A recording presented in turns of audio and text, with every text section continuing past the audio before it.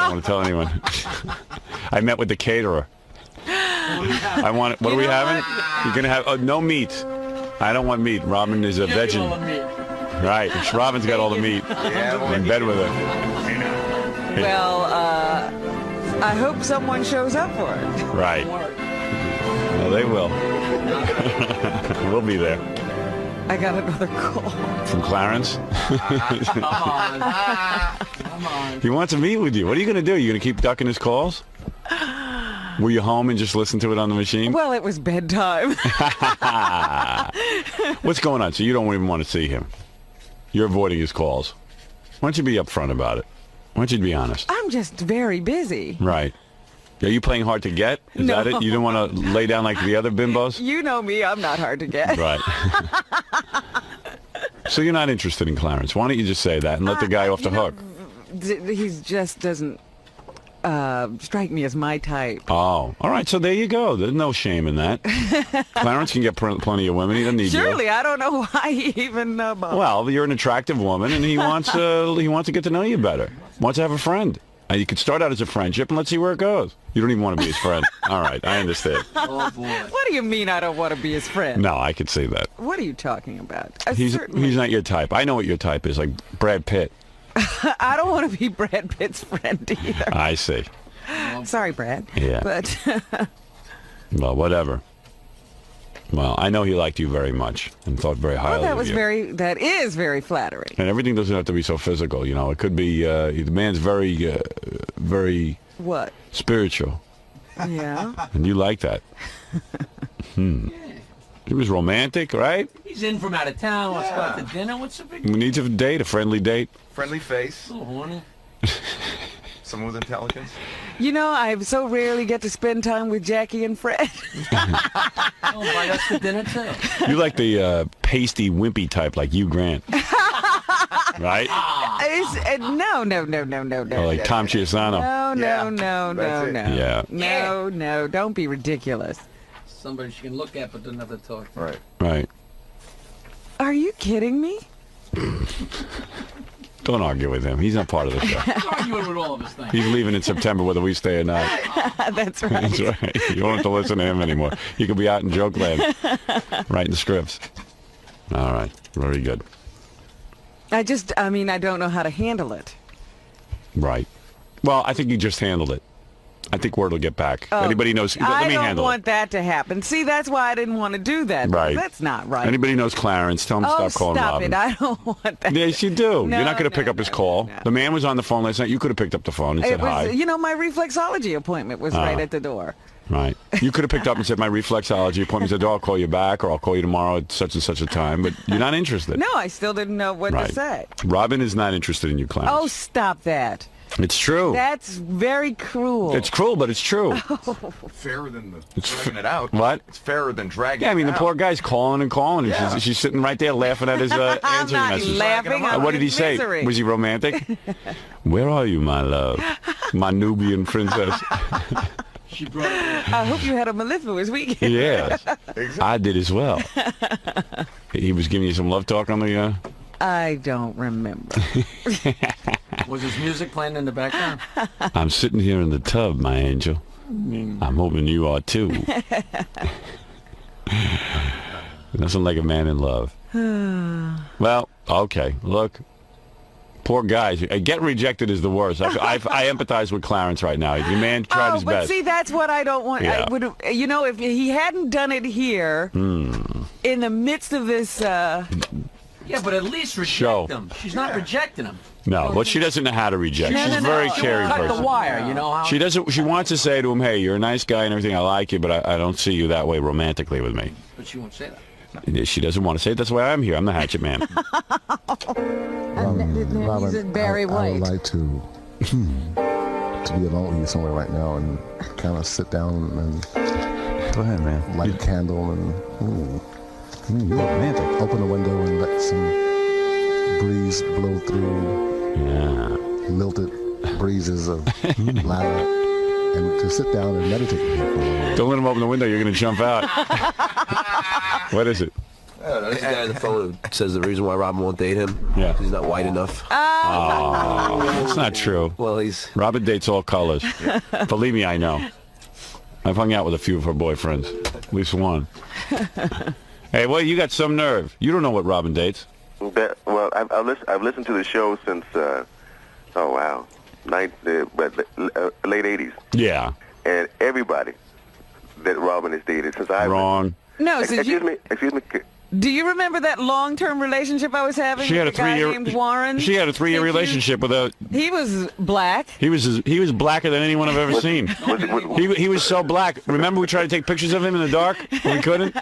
Nothing. Was he really black or was he mulatto? Oh, no, not hardly. No, he was black.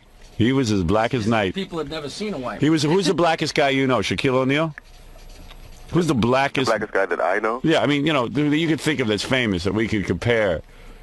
He was as black as Mike Tyson looks white compared to this guy. Oh, I see. Yeah. I mean, He was on the order of, I say, Wesley Snipes. Yeah, he was as black as shoe polish. Oh, stop that. Right?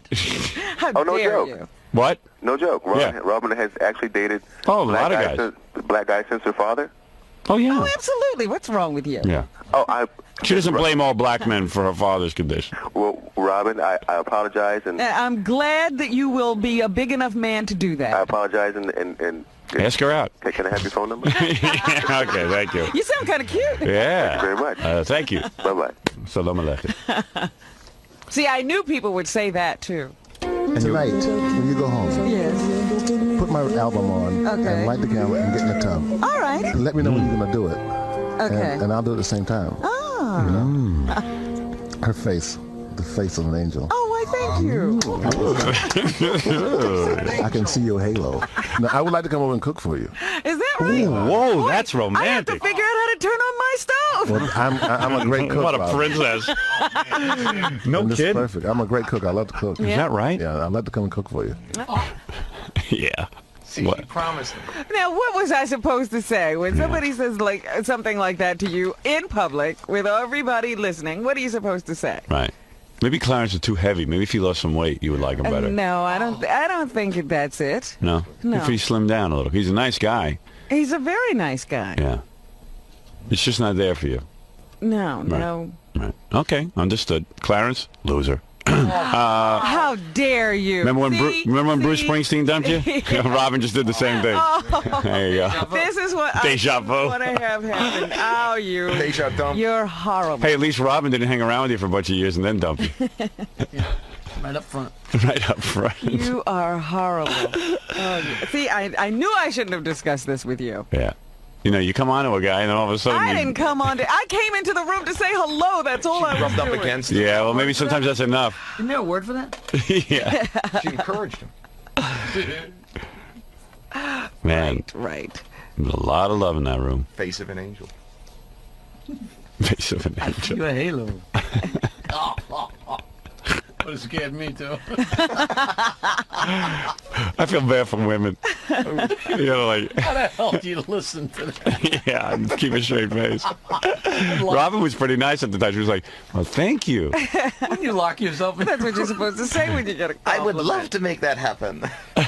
I didn't say that, Fred. I said Yes, you we'll did. It's on have the to tape. make that happen. I didn't say I'd Same. love to. Robin, He's in Barry I White. would like to be alone somewhere right now and kind of sit down and Go ahead, man. light a candle and You're romantic. open the window and let some breeze blow through lilted breezes of lavender and to sit down. Lilted breezes of what? I don't know. Lilted breezes of lavender. Zuli. Sure Clarence didn't do any time? Lilted. She's gonna wind up in pieces. Meditate with you for a little while. Tonight, when you go home, Yes. put my album on Okay. and light the candle and get in the tub. All right. Let me know when you're going to do it. Okay. And I'll do it at the same time. Ah. Her face, the face of an angel. Thank you. I can see your halo. Now, I would like to come over and cook for you. I'm a great cook. I love to cook. Is that right? Yeah, I'd like to come and cook for you. Oh, well, we'll have to make that happen. Clarence does look like a guy who likes to cook. He's a good one. He's a good cook, right? He must be putting a lot of mayonnaise on that bluefish. But see, that's just part of it. I'm not the kind of person who wants to sit around while somebody else cooks. Right. Yeah, that's how We're you not think. the same kind of people. Yeah, you don't want that. No, don't. You don't want a guy sitting there. You don't want, like, pampering you. No. I just don't like sitting around a house. I'd rather go to a restaurant. I see. But then why would you say, let's make that happen? Why wouldn't you say, my I'd rather go to a kitchen's a little too restaurant. small? She didn't know I what did to say. gee, I'll have to figure out how the stove goes on. All right, look, listen. Thank You you were for that. polite that day. You were caught in the headlights, and you had to improvise. She panicked. You panicked. Well, you're pointing out that women really don't know how to handle these Right. things. It's not easy to... Listen, had it been someone you were attracted to, you would have said that was the most romantic thing I ever heard. Absolutely. But in this Of course, come on, don't give me the face. I'd say, gee, I used to be interested in you until you started talking like that. Right. No. Yeah, how come, you know what? Every guy gets like that with you. I don't know what it is about you. Every guy, I swear to God, when I walk down the street with her, and I haven't done this in a while, because I just don't walk down the street anymore. But we No, used to, you won't walk with me. right, we used to walk down the street, and a lot of janitors and parking lot Howard attendants. was like my bodyguard. Yeah, I would come out, and all of a sudden they'd be like, I would like to open a window. There's some hot breezes in, my You sweetheart. will never have to do another thing. Yeah, like a janitor. Yes. Like a janitor would walk up to Robin and go, if you were mine, you would never have to lift another finger. And I'm like, wait a second, dude. She's going to be a janitor's wife and she's not going to have to work? guys who haven't spoken in 3 years. Yeah, right. Guys who are angry and stuff. Like we went to the parking lot guys, and parking lot guys never talk to me. They hate They me. grunt. Yeah, they grunt and you know how they are. They. So we're some guy. Black guy looks like he's angry at the world. You know what I mean? I'm a white man. Doing pretty well. You're the reason. I'm the reason. He's doing bad and I'm the reason. You know he's driving your car 500 miles an hour. Yeah, right. Right, Smashing into a wall. And all of a sudden, like, Robin walks in and the guy perks up and, yeah. hello, my Nubian princess. Turns into Cary. Yeah, right. Cary Grant with a mop. Robin. My Nubian princess, how mellifluous you are today. It's like these guys started with this love talk. Instant poet. Yeah, does this go on all day? If I listen, Yeah, you tune it out, huh? I tell you every once in a while when somebody hits me with a good line. Like Yeah. the day I walked up to the newsstand and the guy looked at me and he said, anything that you want is yours. The newsstand, great. You can't pay for anything today. Today is your lucky day, my princess. Here, copy a fishing magazine on me. You have met the most generous man in the world. This is a guy who hasn't given one free magazine in his blind people come up, he makes them pay. All of a sudden, you lucky day is here, my love. Yes. I would love to. The guy said to me, Yeah. I want to be your air conditioner. Cool your skin down. That was a very hot day. Yeah. I want to be your air conditioner. These are the same guys who probably have 30 girlfriends. Oh, yeah. 27 kids. 57 children. Yeah, right. He's been a couple of people's air conditioners. But the romantic him is there. After a couple of times you should just hop in the sack, see how long it takes before he starts beating you. Oh, no, thank you. I don't need to know. I would love to lay palms at your feet. I would love to. I would love to. Remember when Ted the janitor was in here, there was no one else in the room. Right. He went in, he was Right. in love. Right into Robin. Man, his eyes would get all Oh, watery. as soon as Robin would open her mouth, it didn't matter what she said, if it had any intelligence or whatever. You might have said. Excuse me, it always has intelligence. No, but if the point is, Ted didn't care that you had some intelligence. didn't hear He it. just heard your voice, and then all of a sudden he'd turn to you and go, "Yes, Robin. is that you?" that fine thing over there. We got to toot and boot to boot. Yeah. There's something stupid coming out of his mouth. Yeah, see, no matter what I said, he Listen, would say something like that. Married guy, 11 kids, a janitor. And close to 100. Right. And suddenly he's there, Prince Charming. Love syllables. I loved it. Yeah. I would love to teach you. I would love to teach you. There's a man who can't read. He's going to teach you. I would love to teach you. He hasn't got gas money. Yeah. Man couldn't read a word. He's going to teach you. I could imagine. I wonder what the lessons would have been. Robin, here is how to make change for $1. I would love to teach you, my dear. Yeah, too weird. Yeah, it's really quite something. You got a hidden camera on Robin. If she walks on the street, it's pretty wild. Royalty. Yeah. Good for you, Robin. There's no place you can't go and make a friend. Does it get annoying? I mean, or they yell from trucks. Oh, do they? I mean, just wow. it just happens. Do they know who you are, or no? No, They have to know. No, it has nothing to do with it. In fact, they yell different things if they know who I am. Right. But if they don't, they just yell anyway. Right.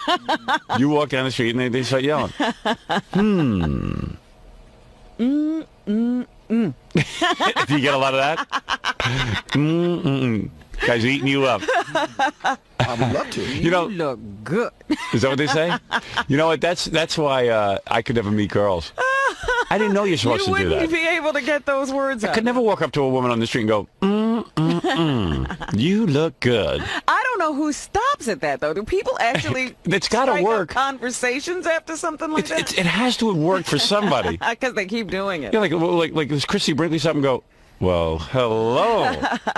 You know. You said the magic word. Yeah, but, I mean, you said the thing I've been waiting to hear my whole life. But you're talking about like guys on the street and janitors and stuff. Weren't you completely blown away when that guy at the Letterman show, you know, who considers himself a real intellect, started getting all mushy? Oh, with Robin, yeah. Yeah, he said, Yeah, you know, this guy was no janitor. What were you saying about Clarence? He's a janitor? Well, no, of course not. He would have been if Bruce didn't save him.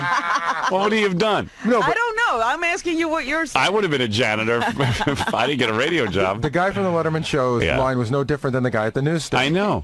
It's weird. Time has not diminished your beauty. This guy Frank Gannon, you know, it's not, like. Well, I didn't say that it had to be any particular race. See, I thought it was mostly black guys who carried on like this. But Frank Gannon, the white guy, he walked up to you and was like, time has not diminished your beauty.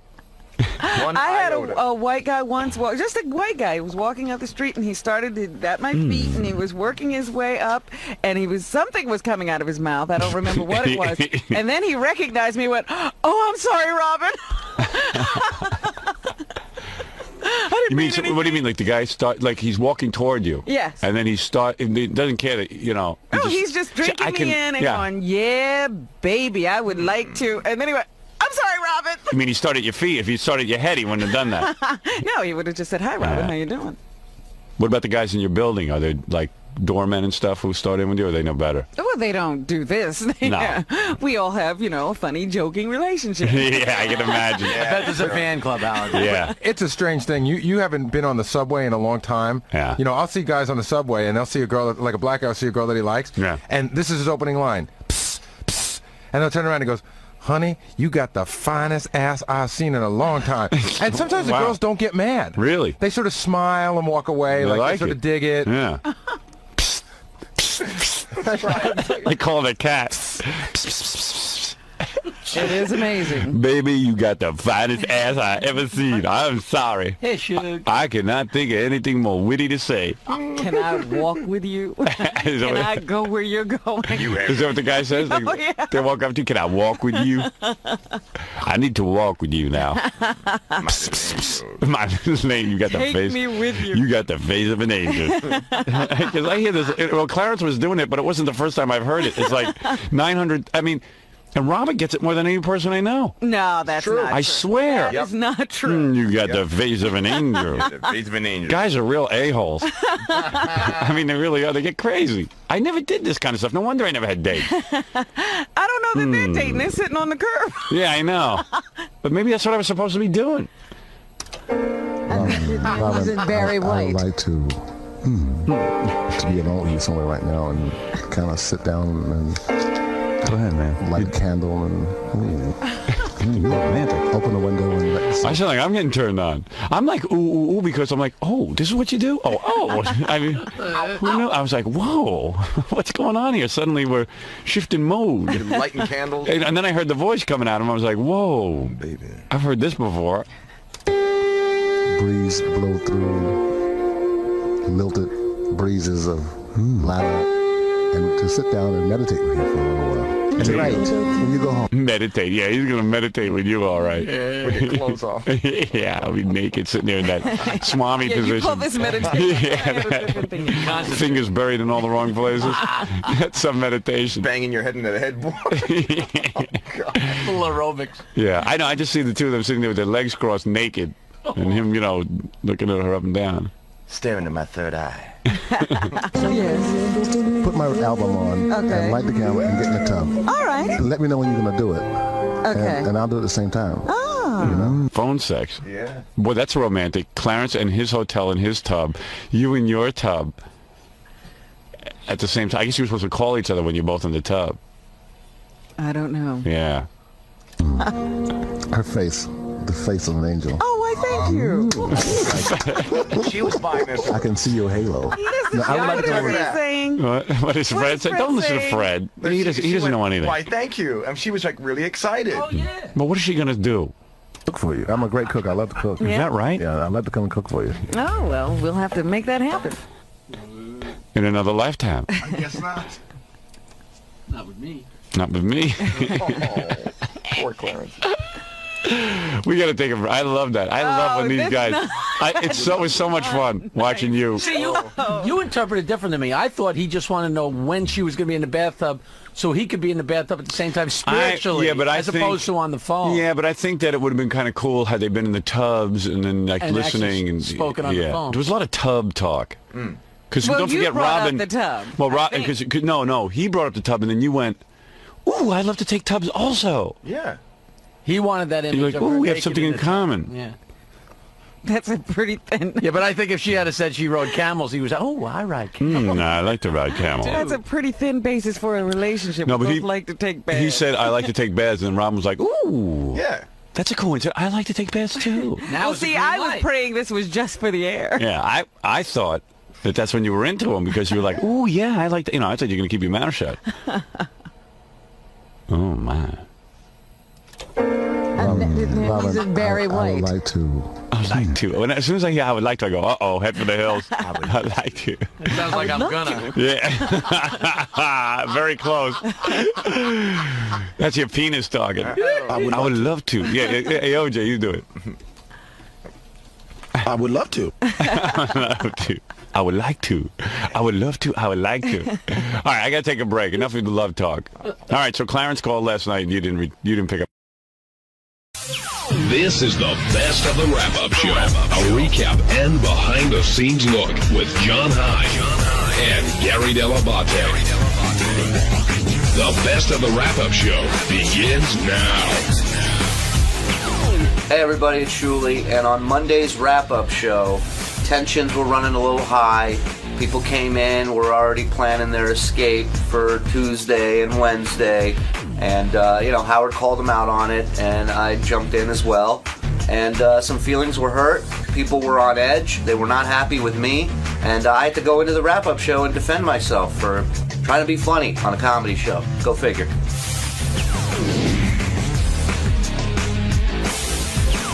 Are you undependable? I do not think I am undependable.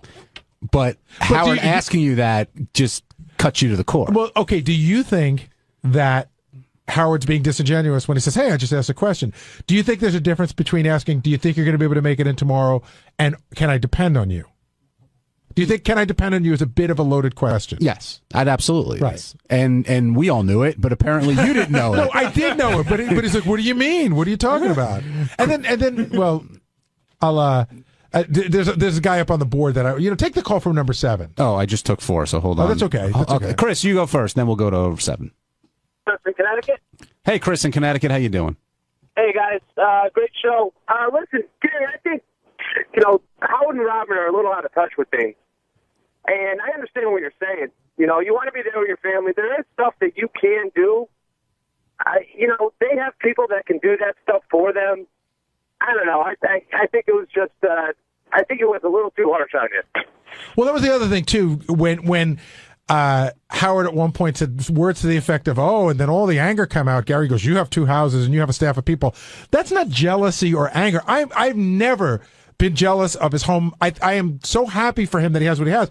I'm just saying you have options that I don't have, so don't compare us. So this is one of those weird things, and I'm talking as a Howard Stern fan, not as an employee, where I disagreed with every single thing that Howard said to you about the hurricane, and yet enjoyed every single second of it. I mean, I was laughing. I felt bad for you. I came and talked to you, I think, a couple different times, but oh my God, was that funny? Even though I thought he was totally wrong in what he was saying, it was still great.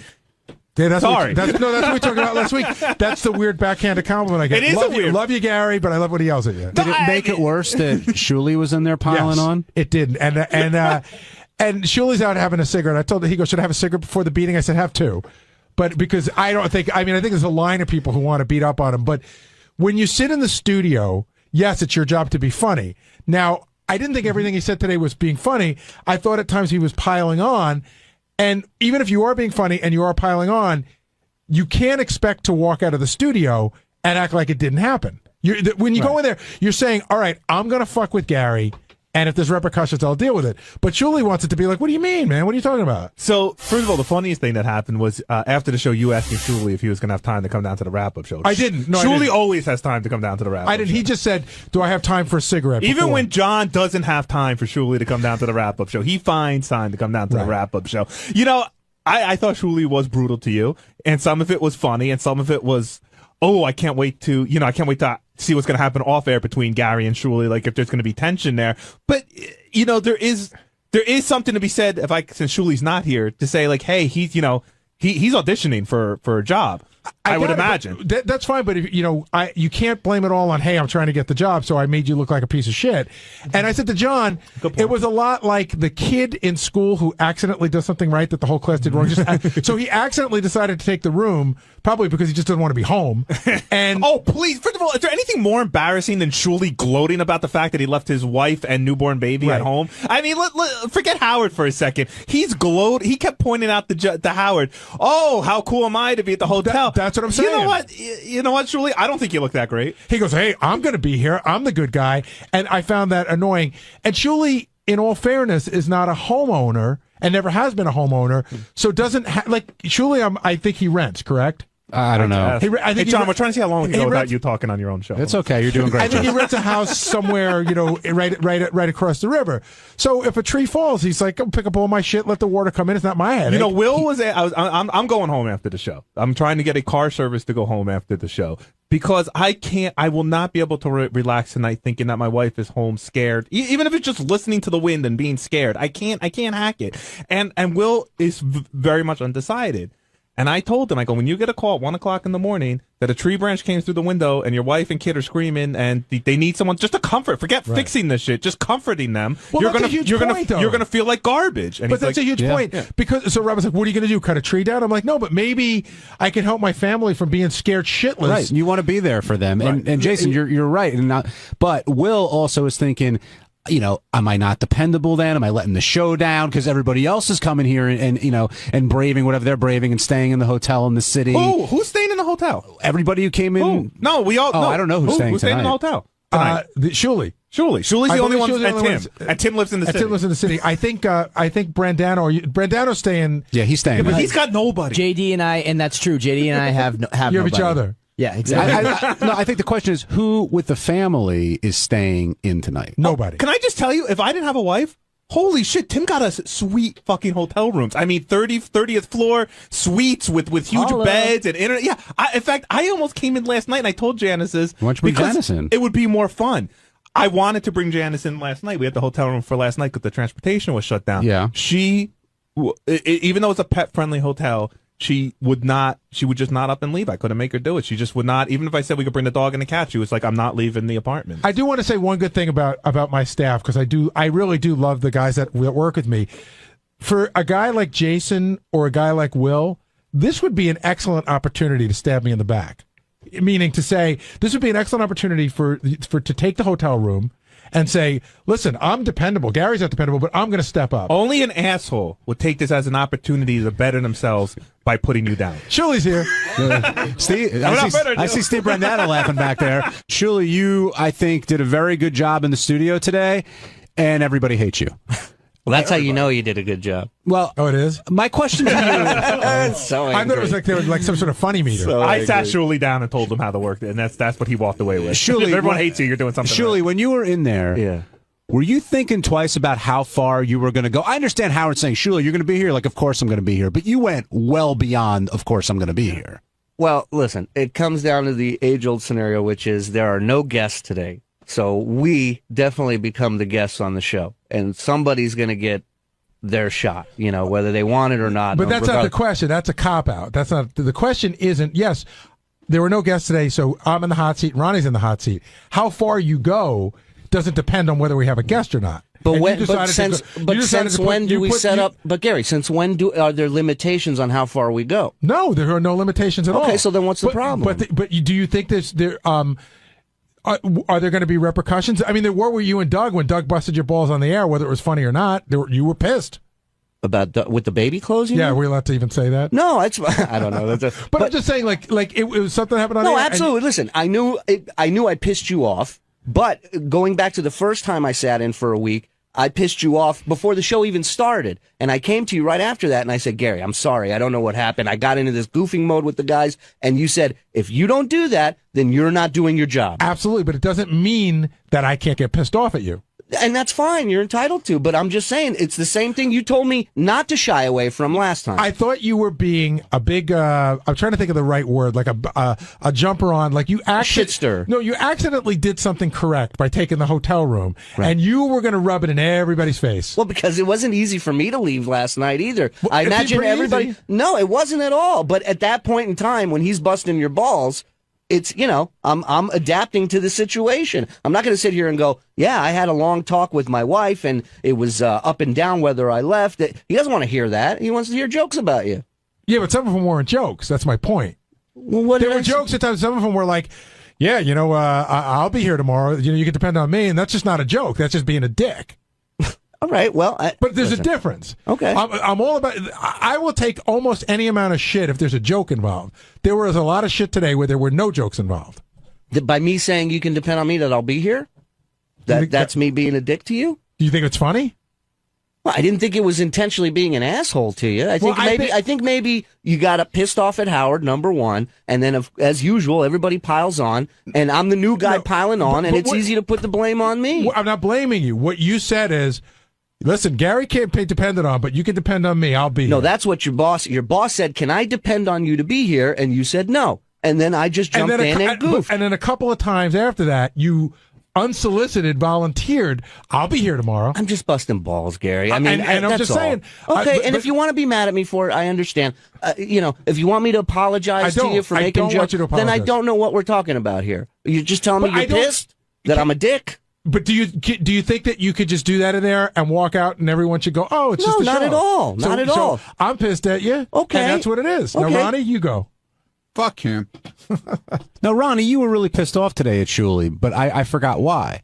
No, what do you mean really pissed off? Like you were genuinely like Gary's angry. Really pissed off. No, he said that I'm here. I've been here with everything, through every fucking thing you could possibly think of, blizzards, fucking 9/11, everything else, and this guy to come in and start ranking on me now, because I'm not sure if I can cross a fucking bridge tomorrow. Shut up, John. I'm not talking to you. Don't even open your mouth. I see you going for the microphone. Mind your business. That's John Lieberman he's talking to. Yeah, exactly. That's right, you. So you're upset with 𝗛𝗲 because he questioned your professionalism? Yeah, you know what? Dedication. Yeah, I got a house too that I got to worry about. I got so do I. You don't have a house. I have a 2-year-old. I have excuse me. It doesn't matter whether it's a fucking apartment or a house. The odds of something getting flooded and shit falling and trees falling are just as much a reality for me as it is for you guys. That's your decision. And I made my decision. Okay, good. And if I want to comment on it, and if you weren't sitting in on the show this week, you wouldn't be fucking worried about it. You'd be home. That's your opinion. You would be home. You don't know that. Oh, I know it. Oh well, then get off my case. No. All right, then don't tell me to get off your case, all right? Never. John Lieberman, what do you want to add to this? Well, Ronnie took the words out of my mouth. I mean, Ronnie brought up the fact that he believed that 𝗛𝗲 would not come in today or tomorrow if he weren't in studio. So, 𝗛𝗲, the question is, would you be here if you weren't in studio, if you were simply reporting the news? Here's what changed my mind. I was torn yesterday about whether or not to come in, because the reality of it is I would have been out. Why were you torn, by the way? Because I know I wouldn't be able to get back home most likely until Wednesday, maybe even later. And I got a wife who's sick. I got a kid, 2-year-old, who's sick. Screw them. And they're getting ready to face, blackouts and who else? What else? So I said, listen, I don't know what to do. I called Tim. I said, what do you think I should do? Don't stay with your sick wife and kid. And Tim said, listen. Be smart. Go to a hotel room. Yeah. I get it. I'm not JD, Jason. It ain't going to work here. But so I said to him, what do you think I should do? And he said, well, Howard said he's working. As soon as I heard that, decision was made. Done deal. I said, if Howard said he's working, I don't want to be on that list of people who don't show up. Well, hey, Shuli, first of all, I thought you were very funny today on the air. Thank you, Jay. But I didn't say he wasn't funny.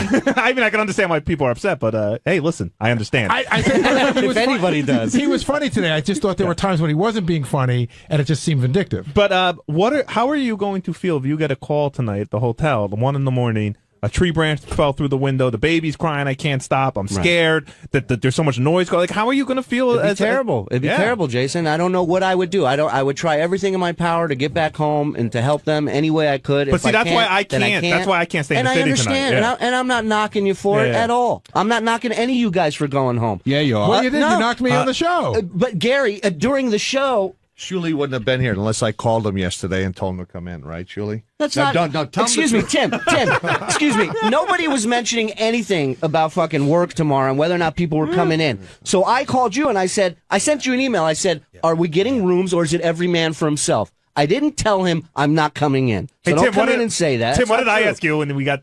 Tim sent me an email You said, is Shuli coming in? Because if he comes in, I'm in. What I said was, Tim sent the thing about the hotel. I and heard immediately if right Shuli back, comes I in, go, the whole world has to be here. Are you covering meals? And Tim wrote yes. And I said, all right. Well, I saw that. Oh, Very my funny. God. Jason goes, I assume this means transportation and meals. Well, I'll tell you guys what. I was just outside. You would never know there's going to be a hurricane. Wow. So it's called the calm before the storm. But it's coming. Breaking Holland Tunnel is closing at 2. Oh, we got to go. Brooklyn Battery Tunnel closing at 2. Hoboken closing at 4. So it would be fair to say that Letterman would be 99% not doing a show today, correct? Well, we wouldn't have. First of all, his show can't go on without guests, so I don't know who he's having on. I think his show could go on without guests. Have they ever done one without guests? Well, I think he's capable of it if need be. If nobody can get there, then yeah. I mean, if the bridges and tunnels are closed, then there's nothing anybody can do unless Sources they're already are saying in the city. all bridges and tunnels will be closed by 4 o'clock today. So what happens? I set my alarm for the same time I do every morning, and I get up tomorrow morning at 4:15, and the first thing I do is I go on the internet, if I can get internet at my fucking house. Right, your power's up. Good. But I have a generator, and I see that the bridges and tunnels are still closed. So I now physically can't get in. It's not a matter of would I like to, do I want to brave it? I'm not going to be able to get in. So what do you do? Well, what do you think will happen? Do you think that nothing will happen? Here's what's going to happen. No. Nothing's going to happen. The radio show will go on if Howard's here. And if he's not here, the radio show won't go on. Like that's what's crazy. It's a radio show. Actually, Howard's not going to fire you. Jason, hold Nothing's on. going to happen. I know. Hold on, because Tim's here. Tim, you can answer that question. If the bridges and tunnels are closed tomorrow, what happens? Well, we have the opportunity to use our ISDN No. lines. I'm saying, what if Howard says, I can get in, whoever else can get in, fuck it. But what if nobody else can get in? And what if the power's down so his ISDN doesn't work? Then he won't be able to communicate. But what if he wants to come? What if Howard comes in tomorrow and he's the only one here? Then he's got it. He said it today on the air. He's like, if I'm the only one here, I'll do the show. So that's up to him at that point. Yeah. Brad in Arkansas, you're on the wrap-up show. It's just me here. I think Gary's a little overly sensitive. The last week or two, it's kind of a gray area for Shuli when he gets on, you know. Hey, say what you want, but don't piss Gary off, you know. No, Shuli pissed a lot of people off, and I'm not telling him to stop doing it, but if you can go on the show and say, listen, I used to get mad at Jackie, and I used to get mad at Stuttering John, too, as they did at me when I would fuck with them. As much stuff as you and I have done for Shuli, revenge is a bitch, Shuli. What? Right? Jesus Christ. It's also a shitty show on Wednesday nights on ABC. As long as we're all beating up on Shuli, one thing I did as a fat guy, I took offense to this, that Tim took you out to a meal. Yes. Yeah. And then you paid for it, and then you turned around on him. And see, like I think as a fat guy, if did I someone not pays for offer me, you money out of my pocket for my cheesecake that I ate? Okay, thank you, Jason. Number one, I'm not a total schnurr, all right? And my job as a reporter and to bust people's balls on the show is to monitor everything this fucking guy orders and puts down his gullet. By the way, that is a page directly out of the Stuttering John handbook. You could pay $1,000 in the champagne room at a strip club, and he'll make fun of the socks you wore and the tip you gave. Oh yeah. Hey, it's Gary 𝗏𝗏𝗿𝗍, Baba Booey. Tuesday's wrap-up show was a very special wrap-up show because I wasn't here. John wasn't here because of the storm. None of us were here. You might have heard about that. I did it from my neighbor's phone at home. John had some sort of weird ISDN line set up. Some people were here in the studio, so it was very interesting. This is what happened.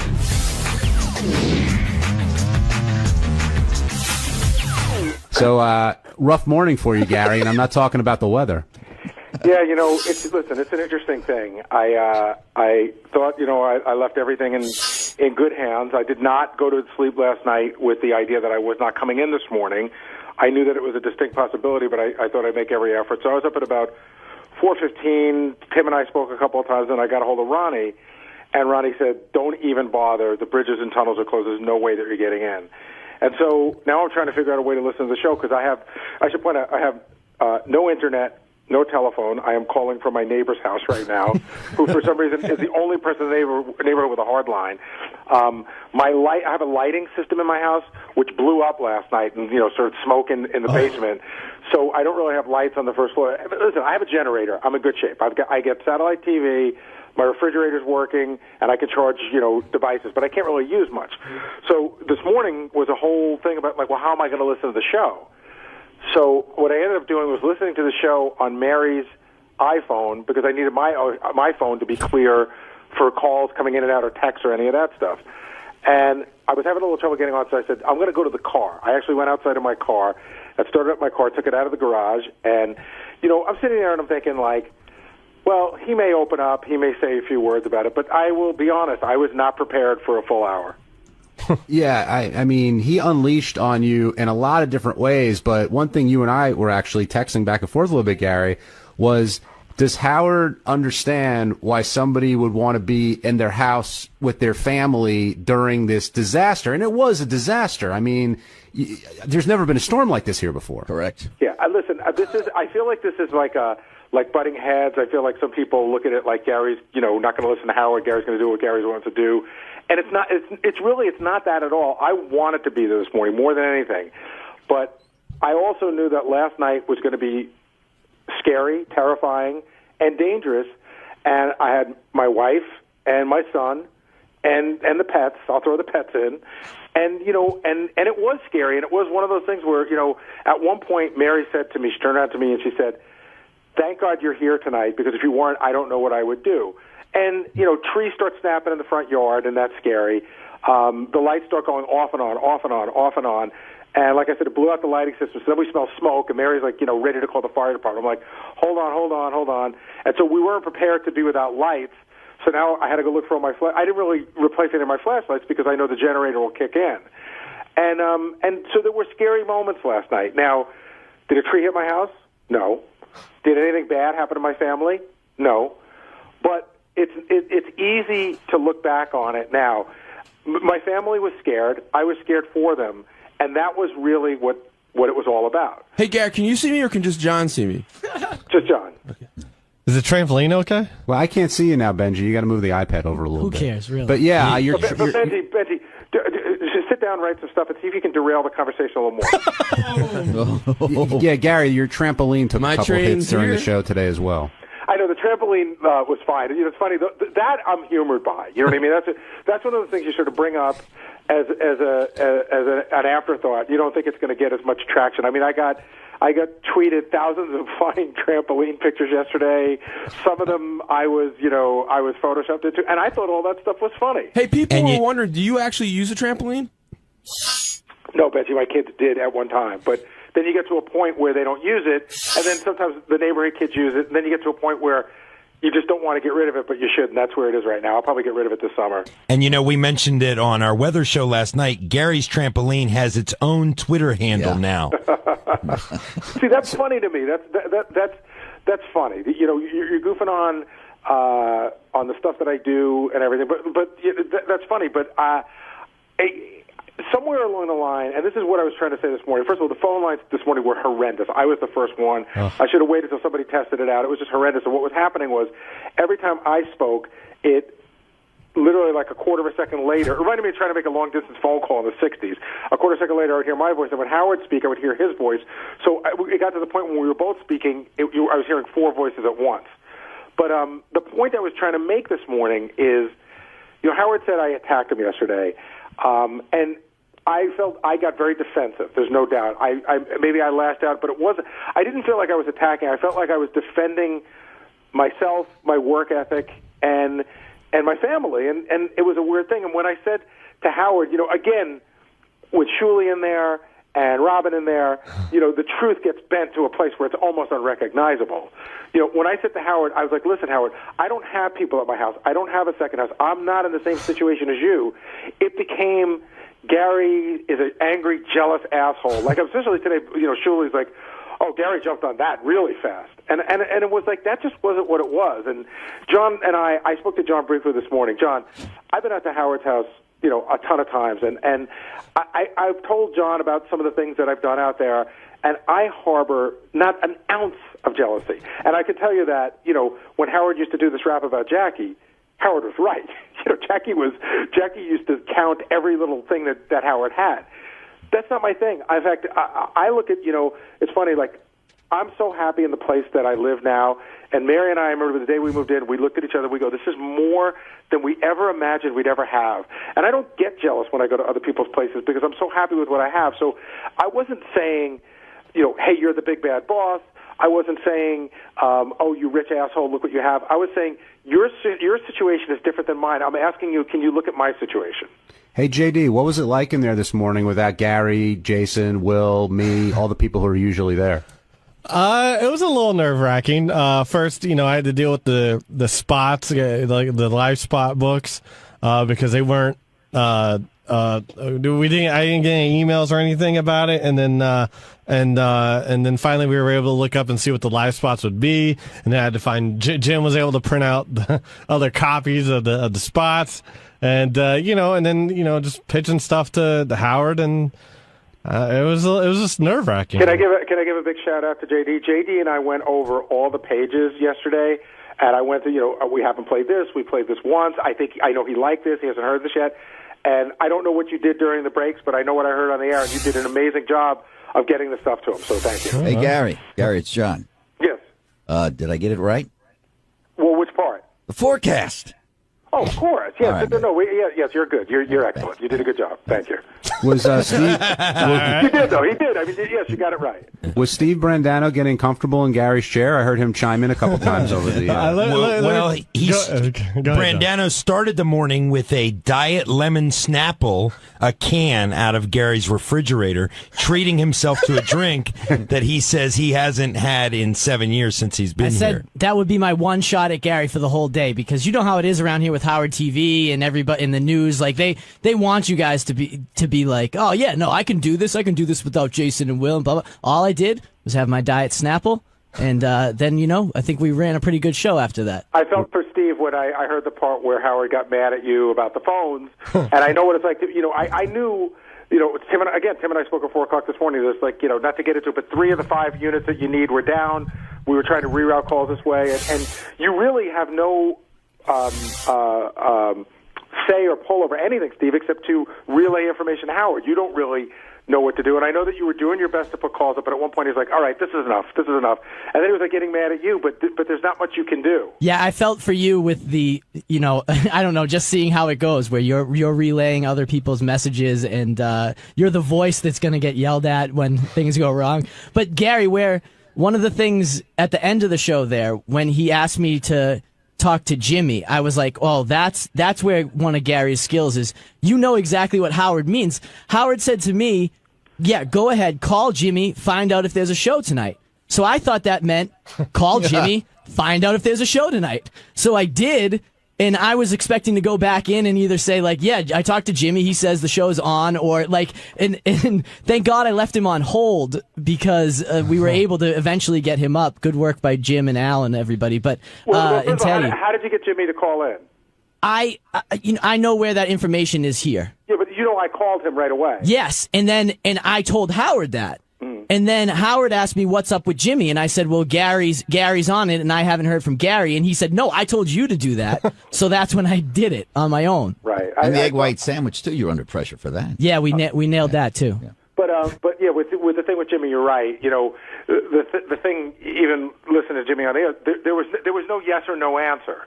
So leaving him on hold was the right thing to do, and going in, doing it the right way. But I would have gone and said, hey, Howard, I got Jimmy on the line, and he might have gone, well, what is it, yes or no? And I would have gone, well, it's not that simple. And he'd go, okay, I'll pick him up. But listen, you guys handled it very well today. Hey, John, I wanted to ask, since we can't take phone calls, some of the people in the room, like from Benji, for instance, what were your thoughts on the stuff that Howard was saying about me today? I was like comparing it to like I guess I was a little feeling pissed off about the shit you guys give me when I've been late a couple times. Like I totally understand it because like your house is like a fucking like a $1 million wallet just sitting there exposed if you're not there to protect it. So I understand your feelings, but Benji, I would say that it was less. I wouldn't say it wasn't. There was nothing about my house, but it was more about my family than it was about my house. What I didn't understand. Listen, I don't really care. It's like it's not that big of a deal, but I don't have anger about it. I think it's between you and Howard. If Howard has anger about it, like I don't have any anger about it. No, but if you, I didn't understand the whole thing. Like, why not just bring them into the city if it's about protecting like Mary and Lucas? Well, because it's all. Can you hear me? Yeah. It's all of those things together, and I say this to you not in an insulting way, but you've never owned a home, and if you did, you wouldn't want. No, that's why I said like to me that's scary as fuck. Just like I don't like to. It's like leaving a wallet out. Well, it's not just it's not like it's a wallet. No, I said like $1 million wallet. But I mean, yeah, you wouldn't like imagine if a wire came down, right? Okay, so this happened a month and a half ago. A wire came down at the house across the street in the brush, and it started a brush fire. Now we got the fire department here. It was a bright sunny day. We got the fire department here pretty quickly, and they were able to put it out. So if that happened last night, and I probably couldn't get the fire department here, myself and a bunch of neighbors would be out with hoses trying to put it out. You know what I mean? Well, Gary, 2 kids were killed last night. A tree fell into a house and killed 2 children. The point I'm making is, Benji, is it's easy to say. Even that guy who was in the email today said, hey, I've been in a lot of hurricanes in Florida. I don't have insurance, and so I had to stay with my house, which I don't understand that part either. Because just because I have insurance doesn't mean that you should walk away from it, because, like I said, something small like that could happen that you could take care of, and I should not be here, so the whole house should burn down? That's originally why I said it. To me, it'd be like leaving a $1 million wallet exposed. Gary, do you regret not going in today? Do you regret anything, really, over the past 2 days?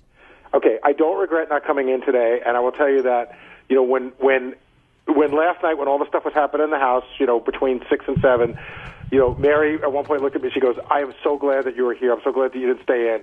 And this morning, she got up at about 7:30, and she could tell that I was visibly upset. She could tell that I was just upset. She said, "What happened?" I said, "It's yesterday, like times 100, and today I don't believe is kidding." I should point that out. Like a lot of people hit me yesterday and said, "Hey, I thought Howard was kidding. It was just a bit for the show." But I think today there was no mistake. There was no joke involved. And I told Mary, I said, I'm just getting hammered today. It's, I'm a disloyal scumbag. And she looked at me, and these big tears welled up in her eyes, and she said, "You know what? Nobody can tell you any differently. You did the right thing." So I didn't need her to tell me that, but it was great to hear. On Wednesday's wrap-up show, it was all about the hurricane, how everyone was responding to Howard and Robin wondering where the dependable people were. Ross Zapin thought Jason would take advantage of the opportunity. Richard was upset. A lot of people were upset. Tempers and tension running high, which makes for a good wrap-up.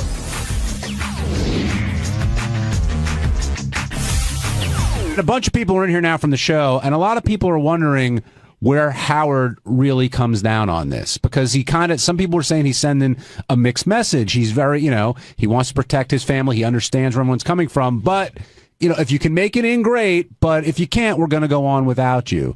Do you think he's sending a clear message here, or what is everybody missing? Yeah, I think the message is the show comes first. And hopefully people can deal with that. I don't know. I mean, he gave Gary a lot of crap, and you wonder, is it show shtick or is it real? But you brought up in the beginning of the show, would Howard, if he was in the situation that everybody else is, would he be here? I think he would. I think he's always done that through his career, no matter what the weather was and what was going on. The show came first, and I think it starts from the top and goes down for everybody else. But look, at the end of the day, everybody has to make their own choices.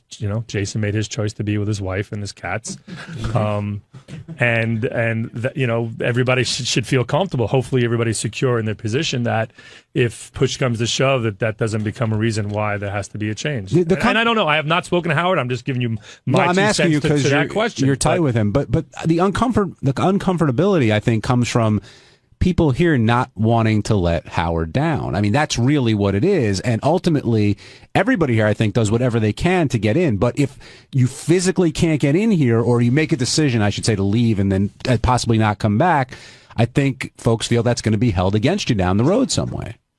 Look, that's with anything, with disappointment. I mean, in a relationship, in a business, and personal. Look, when you let somebody down, you always wonder, like, in the back of your mind, is it going to come back to haunt you in some way? Gary even said he feels like Howard thinks of him as less dependable based on what happened this week. Wow, you do? I missed that. Yeah, you don't get that? You're not. He hearing sincerely that? does. Do you think any of this is a bit? Yes. Oh, I don't. I think. What part of it's a bit? The dragging it on over and over and over and over again. I think he really has. I think there's a kernel of or more than a kernel of real feelings there.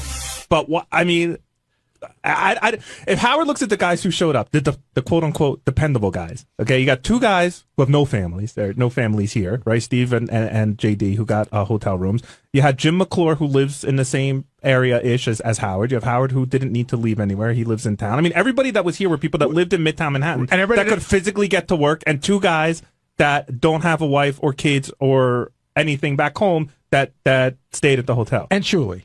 Because you got to put Shuli in a different category. And Shuli has a kid. Well, and Shuli... And lives outside the New York City, Manhattan. Yeah. And Shuli is in a desperate situation. I mean, he's desperate for a job. He told me flat out that he left his house on Sunday with tears rolling down his eyes that he was leaving his wife and kid behind. You know, he manned up and was able to do that, leaving a sick kid and his wife behind in Queens. You and I and Will made a different decision. Yeah, I want to put one more thing in perspective, because I really don't want to dwell on the subject, but I want to put something in perspective. You know, the storm, by the time we got up Tuesday morning, the storm had sort of passed. But the feeling was when I left my house on Sunday night with a bag packed, because I had not made the decision whether I was staying in or not, was that if you stayed in on Monday after 1 o'clock, the odds of you getting home before Wednesday were slim and none. That's right. That's why everyone was in such a rush to get out of here Monday after the show. It wasn't just like a couple of hours to go home and you could have come back. It was you were going to leave your family and your home for a good 48 hours. Yeah, if you could go back, would you change? Did you make a mistake, or do you stand by your decision? I stand by my decision. And one other point, going back to, you should always remember those shows and those times that Howard says, Gary's the best parent on this show. So I think, shtick and real life, I think you may get the benefit of the doubt, like deep down, he knows that your family's coming first. I just see the face over your shoulder laughing at that statement, by the way. No, but I'm not opposed. In other words, what Ross is saying, whether I'm the best or not, because that's what bothers Scott. I'm not opposed. Sorry, I don't want to get in the middle of this one now. I can already answer this. I know Scott well enough. What Ross is saying is, to say I care about my family, I'm not a poser. I didn't just pull that out for the storm. Right. Jason, on the other hand, and honestly, I think this was your chance to step up. With no one else around, I know I kept joking with Steve calling him Al Haig back there, but this was your chance to be Gary. First of all, to get there when nobody was around, and it was your chance to really step up Ross, and show. I'll tell you. I see every day as an opportunity to step up, and I've showed Howard what I can do, and he's promoted me and given me accolades every day on the air. Look, there was no territory, though. This was part of the territory, and if Howard said, I cannot do the show without you tomorrow, I need you to be here, then maybe that would have been a different conversation. But if he would have said that to you. If he would have said that to me, he goes, if he said, I need you here tomorrow, or we can't do the show, if you're not here for me, the show doesn't go on. Right. That would have been a different conversation. But why? That wasn't but you heard him say, can I depend on you? Right. So if you're like next in line for the throne, why wouldn't you have heard that and said, you know what? I know this show will go on without me, but there is no, out of the 3 producers, I'm going to be the one to be here to be dependent on. Because I'll tell you why. Because he didn't specifically say, Jason, I can't do the show without you? No. Well, listen. Let me. I'll answer all your questions. Okay. Just give me an opportunity to answer. If Howard had said to me, Jason, I literally cannot do the show without you, and I need you to be here, I'm not saying I definitely would have been here, but it would have been maybe a longer, more serious talk. My wife was not coming into the city. We were not leaving our house. I was not leaving my wife alone in an apartment with no electricity during the biggest... Hold on, can I finish my statement? During the biggest storm. Not just to protect her, but for me too. That's why I wanted to be around. I didn't want to be in a hotel. You could have brought her into the city. No, I couldn't. Hold on a second. Why? No, I couldn't. And I'll tell you why. Tim and Howard keep screaming hotel rooms.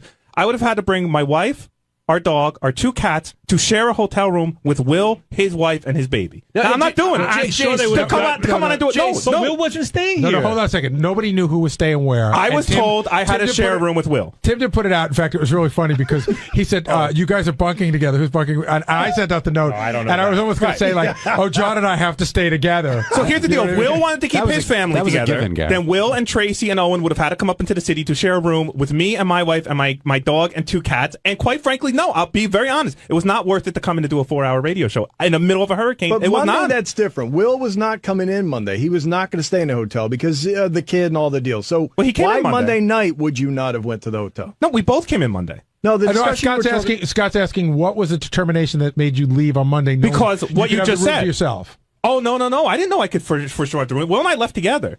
I wasn't for sure I could have a room for myself, and at that point it was way too late. It was late. We left at 12:30 to get back to Hoboken, get packed, get everyone over there. If you had if you knew you had your own hotel room, you would have stayed in the and city? his wife and his cat. If I knew I had my own hotel room, it would have been a much more easier conversation to go, hey, maybe we can move everybody in here. Did you ever, that was not the Did you option ever think of presented going to to Tim and say, hey, look, I'd be open to having a discussion that if I can get my own room so I can have my wife and my cat and I don't know if you said dog, then is it worth the discussion that I can have that so I can be here for the show? I'm sure Tim would have found a room for you. Or would he have didn't been have that discussion with me. looking back, or with Gary, Jace, or with Steve. Looking back, would have been worth it for you to say to yourself, "Hey, I'll just get a fucking hotel room and I'll shine that day." No, he made for somebody who's constantly being accused of being a kiss ass. My answer is very consistent here, regardless of whether Howard or Robin are mad or not mad at it.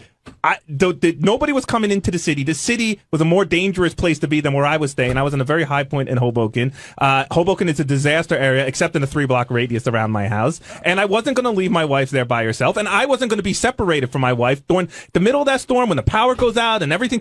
And if I had internet access and I could see what was happening in Hoboken, because I just saw the pictures today, my heart would be ripped out of the chest. I couldn't do it. Maybe Shuli's got a stronger constitution than me. I don't know what to say. He wants it more. I don't know what to say. Well, hold on. Let's move off this because Richard's here. We'll get back to it. But Richard, of Doug, Gary, Scott Salem, everybody, it seemed like Howard said he was most disappointed in you. And you try to explain the rain and how you were dealing with that, but Robin and Howard really didn't seem to really want to hear that. Well, he seems like he's disappointed in me a lot of times, whether I'm here or not. By the way, I think if you got me, Doug, Richard, and Scott in here, each one of us would individually tell you that we thought he was most disappointed in us. Well, hold on a second. I would say me, Doug would say Doug, Richard would say Richard, and Scott would say Scott. But see, I don't think he was most disappointed in me because I think he thinks I'm kind of retarded anyway, so I don't think he was surprised. Well, Robin really lit into you today. She was fired up from the get-go, but you in particular felt the wrath. Why do you think that was? I don't know. I said the wrong thing and made her angry. And well, that was what I wanted to. That's why I planned. I'm sorry, Gary. I planned on just going and say, okay, I'm sorry. I'm not going to argue. I tried a little bit to defend myself, and it backfired. But I was going to sort of get into that, shifting gears a little bit. Early on, Robin asked Howard at like 6:05, what about Gary? And he goes, you know what? It's enough, whatever. And Robin seemed to want to talk about it more than when Doug came in, they spoke about it. But Robin, I would say, seemed angrier about it than Howard. I agree. Even to the point where she said, you should hear what I say about these people off the air. Well, Robin has said about me before, and I'll never forget this. She said one time, nobody would care if I died. Wow. And so it's like I'm used to being ripped into by her. But the thing that was getting lost there was, she was saying why would you leave your family in a dangerous place? And I would say that's not the same situation. I didn't leave my family in a place where they could die. I left them in a place where there was some danger going on. I didn't think they were going to die. Protect them. Where I could protect them, but Robin was just so angry. A lot of venom, just venom. And she does not see that money does play a part in this. Like, us wanting to protect our houses is very important to us. Maybe it's not to her. Maybe she's got enough money to. Yeah, why not? Let's let it it get washed out to sea. She'll just buy another one. Well, they kept saying to me that all my stuff is junk. What does it matter? And by the way, it gets ruined? and by the way, because Robin really, I don't think she understands what relationships are like, considering she hasn't really been in a real relationship in a long time. So let me explain something about what it means to protect your family. No, I couldn't do anything if a tree crashed through my roof. Okay, I couldn't do anything. What I could do is be there and hold my wife's hand when the power went out, and to be the guy that says everything's going to be fine when I knew everything might not be fine. You know, Robin has a lot of opinions about how people should protect or not protect their loved ones. You know what, Robin? Why don't you find a loved one, and then you can tell us how to protect her. All right, Jason, calm down a little bit. He's got some venom in it too. But I said this on the air yesterday. I'm going to say it again. There's a period of time during the storm where you could hear a tree snap in the front yard, where the lights flickered off and on, where I heard pop, pop, pop, because the modules on my computer lighting blew up and started smoking, and Mary wanted to call the fire department. And exactly what Jason just said is what I was there for. Man. Okay? They were never in any danger, but I think had I not been there, I was doing a lot of things that I knew I could look at it and go, I think this is what it is. She couldn't. And so she wanted to call the fire department. I'm thinking, call the fire department. This is the last fucking place they're coming. Right. There's an actual fire going on down the block. So what I could do is comfort her, and that's what I was there for. She kept saying, why would you stay home? Why would you stay home? If it's so dangerous, why would you stay home? Where else is everyone going? Everything it said that if you're not in a flood zone or an evacuation zone, the safest place is at home. No, but her and you point, stay with your family. But yeah, Doug, why weren't you in? She questions, and what are you going to do for your family? Well, when the power goes out and I have two little kids who are scared shit, you need a parent for each of them. If you don't want them running around the house. But again, like Jason said, she wouldn't know this. Her point was that you had on Monday, you had time to bring your kids in to do what Why would you bring your kids to the city? I'm just to a place that is basically a quarter stating her flooded. point. I'm not it's saying a I agree moronic with statement it. and Hold on. offensive and Why did dumb. John get off here? No one ever said about John. Why did John wasn't here? What's my call? Yeah, why were you home yesterday? Because I wanted to be with my family. Oh, what are you going to do to be with your family? And I made that decision. But John, do Your you kids are older. Hold on. Yeah, your kids are in college. What everybody's getting at is, do you think that that it was? Yes, I think Robin's holding No, along. do you think that Robin didn't understand? Do you understand why you wanted to be in your home? Do I understand? Yes. The point. So why do you think she did? Pretty clearly. No. The point I'm trying to make is this: Robin was saying, if a tree falls and you're there, what are you going to do? So why not, if you have the means, why not be in a hotel with your family, quote unquote, safe, and then whatever happens to your house happens? My take on it is, I'm not leaving my house. Right. I want to be there with my family. Most normal people and I want to be in the house. If it goes down, I'm there for You that. go down with your and ship. I'm there and with my family. If her ship And- sinks, she could buy another one. But that's we not, can't. But that's not fair. That's not fair. And that's really not fair. Well, why is that not fair? Hold on a second. Because Forgetting the rich. I'm talking about my situation. Right. I'm talking about my situation. So I said yesterday, the people across the street from me, the power went off and on, off and on, off and on, and they had like a little flame spit out of their electrical outlet, and then all the surge protectors melted. Now, if that could have turned into a small fire. Yeah, if absolutely. I wasn't home, my house would burn down. If I am home, I have a way to put that fire out. That is a perfect example of why I wanted Well, to stay I home. kept water from getting into my apartment. It would have ruined everything in our living room and our bedroom. Oh, but your stuff is stupid. But let's say, like, but it's my stupid. But let's say you're sitting in your house, you're with your family, you know the decision you've made, and nothing, very little happens. Do you then regret that decision? And the answer is absolutely not. That's all hindsight.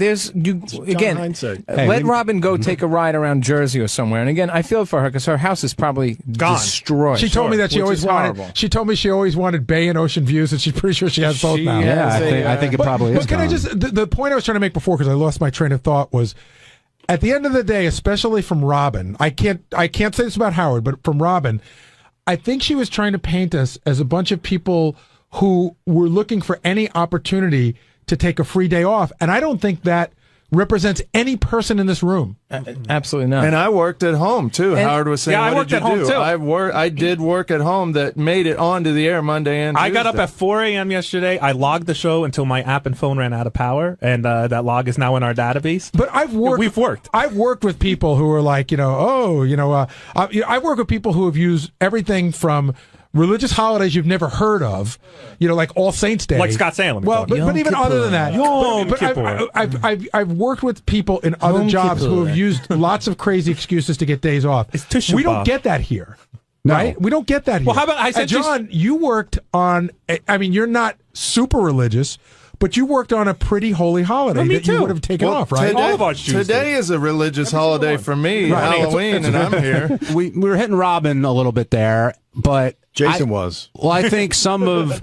But is that anger misplaced? Like, Doug, you went in there today. You weren't pissed at Robin. You were pissed at Howard. I was annoyed at the whole situation. I just felt I was attacked because I passed on and followed directions given directly to me by the company. And the plan was to not send anyone in. No one could go in was the mandate. I fought it, and they were comfortable with 3 guys, or it was more if there were more in New York, who can come in. So I got the show up and running. And we didn't cut a daily show. We have no power. We have our servers down. So I couldn't do anything differently than if I was here or at home. I listened to the show. I took notes. I know what we're doing. Nick was at home logging the show. So everything sort of happened remotely, and I made it happen. But no, I get the shit kicked out of me because it's more fun. I get it. I don't know if it was a bit. I sort of felt like Gary, like it became genuine feelings. And it was like fury. I'm glad I didn't call in yesterday. Thank God, because I was on fire yesterday. But by the end of the segment I would've sounded today, like Jason. you were apologizing. You were because it's like, I think he had a little bit of a flip where he was sort of apologizing back to everyone, saying I think he sort of flip flopped a little. Yeah, well, good. Well, it is. I have to counterpoint say, might hurt then. Monday, I listened to the show from home, and there's nothing as frustrating as hearing Howard talking about you. Oh, and my you're God. going, no, that's not right. Well, that was that crappy phone call I made yesterday. The line was so bad, and I'm trying to talk to Howard. Oh, it's even worse, I think. It was worse. But we should talk about, because Scott DePace and I were just talking about this a little bit. So yesterday, after the storm is sort of over, I realized at about 11 o'clock, holy shit, I got to get out of this neighborhood for tomorrow, because no way, if I don't make it on Wednesday, I am fucked. Yeah. Right? So if you go in front of my house and you're going to make a right, there are 3 large trees down like 30 yards apart. There's no way I'm getting out that way. So I found out the other way I can get out to go deep around. The only thing blocking me is this low-hanging wire, right? Now, a couple of people have touched it. A couple of people, they said it's not live, but still. And I can't go unless I get my car under this wire. So at one point, I got Lucas, got a big branch with like a Y on it. You know what I mean? And like Lucas held it up while I went under. And Mary goes, "You're like the worst father ever." Yeah, Gary, like, how do you know they don't turn the wire? Yeah, we're using that next time. So if that branch was wet, it explodes. I think that hurts your best parent on the show. Well, status here. I was with a couple of my neighbors, and we sort of knew that they were helping as well. Now, too. on the flip side, Gary, what if you did that and it turns out, God forbid, you got injured or the car exploded and you died? And then how does Howard feel? Because he put that pressure on you. Well, he put the pressure on you to get you in. You know in your heart. Be honest. That you didn't want to come in. Would Howard do that? Would Howard go under that wire? No. No way. Would Howard? I went under a tree that literally there were branches gonna hit my window and stuff. And if one of those branches caught wrong and the tree ended up falling on my car, I was dead. Mary and I were fighting all last night. We went out to dinner, and I had to go under tons of trees that were like that. And at one point, she's like, "Don't go into the tree." It means that everyone's going. It's the only way you can get through. I said, "The tree's not going to just fall like it is. You're going to hear it crack, and we can, I can gas it and get out of it." Yeah, we had the same. I was like, "How am I going to get here if I don't go under the tree?" Well, You know hold what I on. mean? Well, I had to spend $70 on a cab getting in today. That's like a tree falling on me. That was expensive. Hey, Mike, you also incurred some wrath early this morning because of something that you tweeted, and Howard made a point to remind you why you're here, you have a job, etc. Did you get his message loud Let me and clear? remind him why I'm here. I'm a producer and an editor for Sirius XM Radio. When it comes to raises, when it comes to anything to do, that he should be involved in, we work for Sirius. We don't work for Howard. Mike, I'm going to help you here. Seriously, I think you're a good guy. I think Doug doesn't work for Howard. I works for Howard. Do you follow? Like Doug I works work for Howard. We do. You work for Indomit, but at the I end work of the for day, the licensee of Howard's We products. do, but Will was complaining last week, Howard doesn't know me. He doesn't know a lot about everyone here. I have a kid in one of my 2 apartments that I care for 3 nights a week. My concern was getting from this job, at 5 o'clock on Monday when the storm is beginning, to the Bronx, back to Washington Heights to my house. I got to worry about other things than just this job. And granted, nobody on the air knows, Mike may have a kid at home. I think probably if I could give you one piece of advice, we've all voiced that here saying, hey, we wanted to be with our families. I think that's what you're saying, somebody who's like a family to you. I think that when you keep it in house and you could talk to Howard, that's fine. When you start tweeting it, it looks like. So I'm going to get rid of my Twitter then. I'll get rid of my Twitter. Well, you don't need to get rid of your Twitter. I'm just saying that it's you should. just judgment. It's a judgment call. Gary, let him get rid of his Twitter. Let him. If he's going to get rid of it, Mike, and you know this. I like you, and I've talked to you many times about how I feel you on Twitter is going to get yourself in serious trouble. That's to get you fired from here. Opinion. That's fine. Well, that is my opinion, and I've shared it with you. And I think if Gary is encouraging you to get rid of the Twitter account, I think it's fair to say if we keep it. I'm saying it's fair if we keep it in our universe. Meaning, Howard will yell at me, but if Howard were to go on Kimmel last night and say my producer's the biggest fucking asshole in the world, that's sort of out of our universe. It's not really fair. But let me ask you one question, Gary. As the executive producer of this show, could these shows that were done Monday and Tuesday not have been done on a Thursday and Friday of any week? Could they have not been replaced? Shows can be done any day, but it's Howard's determination what he wants to do and when he wants to do it. Well, the answer is no. Yeah, because it was a day and date at that point. It was like he wanted to be. Maybe I missed the question. What was the question? No, Mike. I think the bigger point there, though, is that it's Howard's show. Right. If he wants to do 5 a week or none, that's his call. It's the Howard Stern show that we all work. It's not a democracy. But if we can't get in to help him with that show, we shouldn't be ridiculed and slammed and insulted. Assaulted? Well, then I insulted, not assaulted. Oh. Insulted. He said assaulted. He said insulted. And that's fair for you to say, here, I would just not do that, because then Howard could take this tape, play it back on Monday, and have a dialogue with you. I would keep off of Twitter. That's my recommendation. I will. Mine too.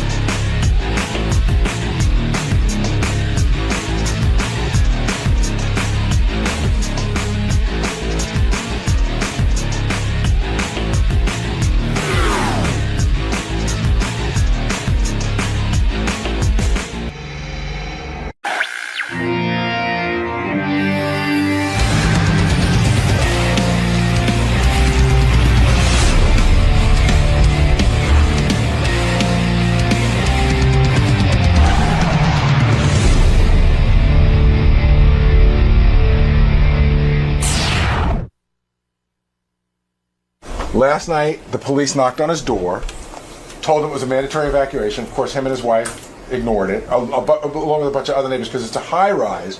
So he feels he's high enough off the ground to not worry about flooding. And then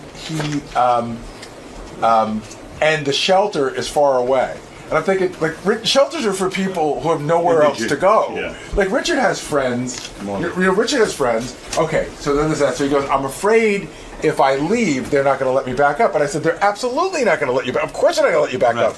And I said, why did you go and stay with friends? He goes, well, the shelter's far away. So he goes, we didn't want to leave our pets. So I started thinking, pets, the dog, the cat, no, the fish and the gerbil. And I offered him a hotel room to stay in the city. But I'm like, but I really don't think he's. So what did he end up doing? Well, he won't leave. He's at the house. He goes, I can't leave. I'm not leaving my wife here alone. He goes, I can't get back in. That's a bullshit artist. I don't know if it's bullshit or if he's stupid. Tim offered him a hotel. I didn't know that. Well, we offered everybody a hotel room. Yeah. Let's go. Where's your Storm now? Fuck you, Storm. Let's go right now. Come on, everybody left. Everyone abandoned. The government can't go. Nobody. I'm here. Let's go right now. You're the only one who can make it into work. I'm the only one. We're off every day except during a storm. Some guy on Twitter, I go, we're definitely doing our show tomorrow. We don't care what the weather is. This guy goes, you're an asshole. You're always out, and now you're here for the storm. I go, well, gee, I'm glad I made the effort. Well, as you know, all broadcasting has been shut down. We are the only ones left. Today is a live broadcast, and we have over 100 million listeners because everyone wants to be a part of this. Who's that coughing? Fred? Yeah. What's the matter? Must man? be a dust ball in here or something. The weather getting to you? No, just dust. Oh. What mic are you on, Shuli? Or did Scott not make it in? No, I'm right. Well, I don't think Scott made it in, but I'm right here. Scott didn't make it in. That's no, a surprise. I can't. It's either impossible. work or bowl. Any excuse I can find. He could make it to bowling, but he couldn't make it to This work. is a Jewish holiday. I made one up. I don't want to embarrass my family. I have to sandbag my head.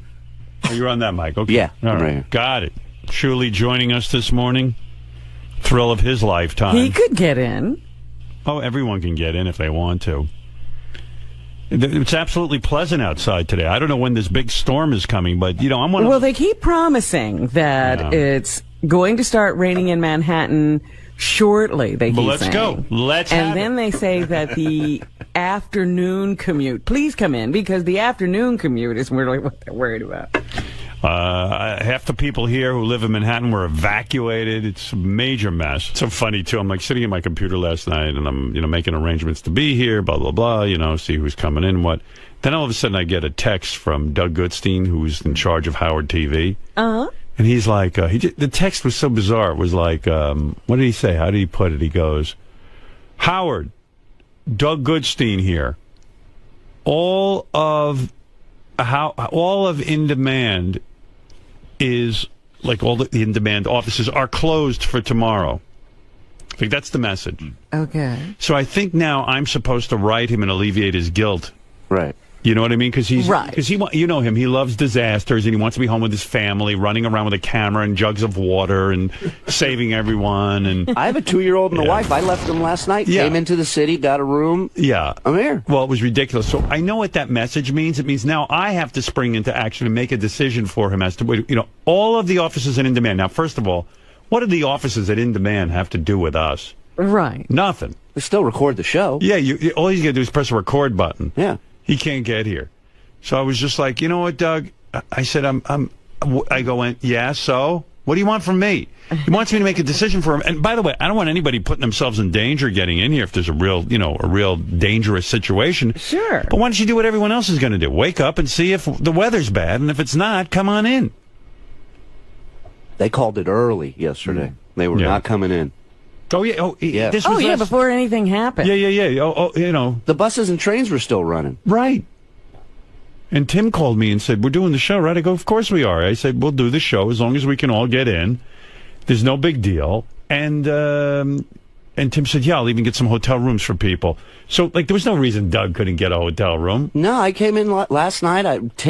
I don't understand this. Tim lives in the city and still got a hotel room. Stayed in the hotel. I think he didn't want to walk as far as he normally has. Tim stayed in a hotel? Tim stayed in the same hotel. First of all, I get to the hotel, and I see him in the front of the line at the front desk. He is so loud. He is so obnoxious. Oh, my God. This woman, we go to check in. This woman runs up to the front desk because she got locked out of her room. And she runs up. She says, "Sir, can you please?" And Tim starts yelling, full blown, "Hey, lady! I was here first. I was here first." No, he's smiling at her. You're gonna have a fucking heart attack. I know. But I booked the rooms, and I had to use the room, so I used the room. Because Why did you use it? Oh, so it wouldn't go to waste. It wouldn't go to Exactly right. waste. And what, you offered it to Doug Goodstein, right? No, not to Howard TV. Howard TV has their own company. Right. But what is his point? So In Demand is closed. Who cares? What is it? So he's not here today? We're in media. Yeah, we're in media, and also there's nothing happening outside. It's absolutely no weather conditions that are preventing anyone from getting in. This separates the men from the boys, right, Shuli? It really doesn't. Yeah. It's ridiculous. Well, and also, I mean, the real test comes later today. Like, if shit starts shutting down, I think what they're doing is they're saying, well, I don't want to be stuck out here, so I'm going to just but stay I mean, home. it's a job. I mean, you come in, you do it, and you go home. Right. Everybody here is risking being stuck. Everybody. Yeah, I mean, I don't know. It's crazy. So, I don't know. We're here doing the show. That's it. We're the only ones left. Business is business. Business is business. Yep. Meanwhile, I ate breakfast at home this morning. I usually get my breakfast here, but I'd heard everything's shut down, everything's closed. We wouldn't be able to get breakfast. Will got my breakfast. So Gary ate my breakfast because I had my breakfast at home. And I'm like the most unprepared motherfucker. Everyone's running out yesterday getting jugs of water and egg. I have 3 eggs. Let me, because I saw something in the paper about what you're supposed to have to be prepared for the hurricane. I'm so unprepared. Like, I have an assistant and everything. You think I would have had like a couple of dozen eggs in the refrigerator? Right. Somebody should have got you some food. And I came home, there were 3 eggs in the refrigerator. Well, here's what you're supposed to have. 1 gallon of drinking water per person per day. Yeah, I have a whole bunch of bottled water. Right, you usually have that around. Non-perishable, ready-to-eat canned foods. I don't have that. I really don't. First aid and flashlight. I got that. Beth went out and got 2 flashlights. Okay, so you did get that. Battery-operated AM/FM radio and extra batteries. I got the internet.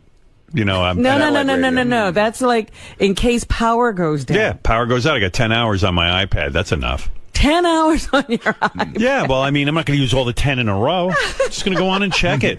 Although I got a whole bunch of movies and stuff on there, too, I'm going to watch. I was just thinking you're going to wear out your battery watching shows and stuff. Oh, I would go insane. He'll be watching Sons of Anarchy. Yeah, I would go insane if I don't have TV. Like, if I just don't want the power to go out. And like Robin and I were talking about this last night. What is this bullshit with the power going out? We're in New York. There's no power lines. Right, I looked outside. There's no lines. The lines are underground. You know what I was thinking, Rob? Maybe the power is like from upstate or something, and they ship it down here. No. Where's the power? Like, where does it start? Where does power start? They have, what are they, converters or something? Those stations are right here that make the power. Anybody know anything about power? Like, I realize there's so much in our world I don't know. And I'll die. I'll live and have died and never know. Like, where's the power come from? Because as far as I can tell, let's say there's horrible winds. Substations. That's what they said. Substations. Yeah, but where are those substations? They're right here, and they said that some of the substations might flood. But where's the where's the place where the power is actually made? Well, remember when that blackout happened and they were talking about, and that happened over a large portion of the country because there's a grid. Hold on a second. Jason, you know anything about power? Yeah, because I had the same thought you did. Right. And I looked it up. I'm like, well, I don't understand. There's nothing to get blown over. So how are we gonna lose? Like, what's the problem? So I guess if the ocean floods, underground and hits the wires, where I guess all our wires are underground. The ocean? Yeah, because the salt water. Oh, that's right. This was like an island or something? Yeah, we're, I forget that. So apparently the salt water just corrodes and ruins the wires, and it takes short circuits everything. Yeah, I mean, are we really in trouble there? Like, I mean, we're so fucked up that like ocean is going to hit our wires. Well, the ground will get wet. The ground's going to get wet, and it's going to throw the whole thing off. Yeah, it's so fucking lame. But there's a lot of vents and whatnot near, like the East River, and it's where is this place where the power is made exactly? We actually buy power from like Ohio and all sorts of other places. Right, that's what I was going to talk about, the grid. It comes from thousands of miles away. Now, how does it get here? Through wires and grids. And so things if like a line goes down like in Jersey, would our power be affected in Manhattan? Not necessarily. Not necessarily. So where but are then the again, wires it could go that out are in above Ohio ground? and fuck us up. But Ohio, are they being hit? No. So what are we talking about? No, because the storm is actually going up that whole... See, nobody knows power. It's going power. up 95. It's not going to Ohio. Are there wires on 95? It's 1,000... Everyone's mad all of a sudden because they don't know shit. Fred's yelling. No. Robin's saying that it's not affecting that area. It's like going up to Wisconsin, for Christ's sake. Wisconsin? Yeah, look at the map. Stop it. See, a lot of times I think they shut stuff down to prevent damage, but meanwhile there is no damage. But I heard this on the news yesterday that the substations are also underground. Do you know anything about power? No. Oh. No, but I just wanted to tell you how stupid this whole thing can be. I lost power this summer for 2.5 days. It's ridiculous. Because a squirrel went into a transformer and got fried, and it shut down 15,000 homes in my town for 2.5 days. It's insane. It's a fucking squirrel. Wow. But let me tell you, the substations, that's they like those said, ducks that bring flooded. down planes. Yes. What? Yeah. Oh, ducks that bring down planes? Geese. But they said the substations could get flooded, and that would cause the problem. Yeah. Well, that's ridiculous. It's just ridiculous. But Fred thinks the hurricane's going all the way to Wisconsin. It's a big storm. There's snow and everything. It's not necessarily going to get that and we're wind, so but it's going to get unprepared. rain and snow. Beth has 2 boxes of spaghetti. Like, we have that. Like, we're just planning on this whole thing blowing over because... Do you have iodine tablets? No. Or No, 1 quart of unscented bleach? I don't know. To disinfect water? I don't know. Did you fill your tub? Because I heard somebody say that. If you see me disinfecting water, just shoot me. It's fucking over. Maybe I should fill my tub. I don't have a tub. I know, you don't have a tub? Well, Beth has one. I don't know. I have your shower, Mike. Well, you got pots and stuff, right? Yeah. My wife was like, should we I mean, I took everything out of my yard yesterday. My garage looks like a fucking we did yard. that. And she said, should we pull the trampoline in, right? We still have a trampoline. I said, if the trampoline blows away, we have a lot more to worry about. That, like, if the wind is so bad. Yeah, but that could hit you into your house, that trampoline. It's way far away. You should take it out. I'm telling you. It's huge. Yeah, but dude, that's the thing they're talking about. That's the kind of thing that could go through a window. And it might not even go through your window. It might be a neighbor's or... That's terrible. Well, one thing I learned from that TV show Revolution, if the power goes out, the girls get hotter. Yeah. So I'm looking forward to it. There's tons of hot chicks just roaming the streets. Well, I can tell you, in skimpy outfits. I can tell you, for me, I will guarantee you, it's not will my power go out. It's for when and it will how go out, long. for how long. I expect to be out of power just based on storms like this. I have a generator now, but I expect to be out a minimum of 5 days, and probably close to 10. You probably won't be so bad. There's certain parts in Connecticut they power it up right away because you're in a wealthy section. I'm telling you, it doesn't matter where it is. It's we have a lot of trees. All our wires are above ground. Yeah, and you rich people have trees. And it takes a long time. Yeah. We'll be, But I they power guarantee them. Rich people with your trees. But they power them up first. They don't, Fred. That's a Now, complete if you look lie. at them, I was watching a map. My mom lives in a not rich section of Connecticut. You got it back like 3 days ahead of her. I was out for 6 days with Irene. 6 days. Debbie the pet lady wants to warn us about how dangerous today is. Let's see, maybe she knows something. right. Because she has birds, and birds will signal you when things are real. They What know are her birds doing? They all flew away. When they see a tsunami, they fly. Yeah.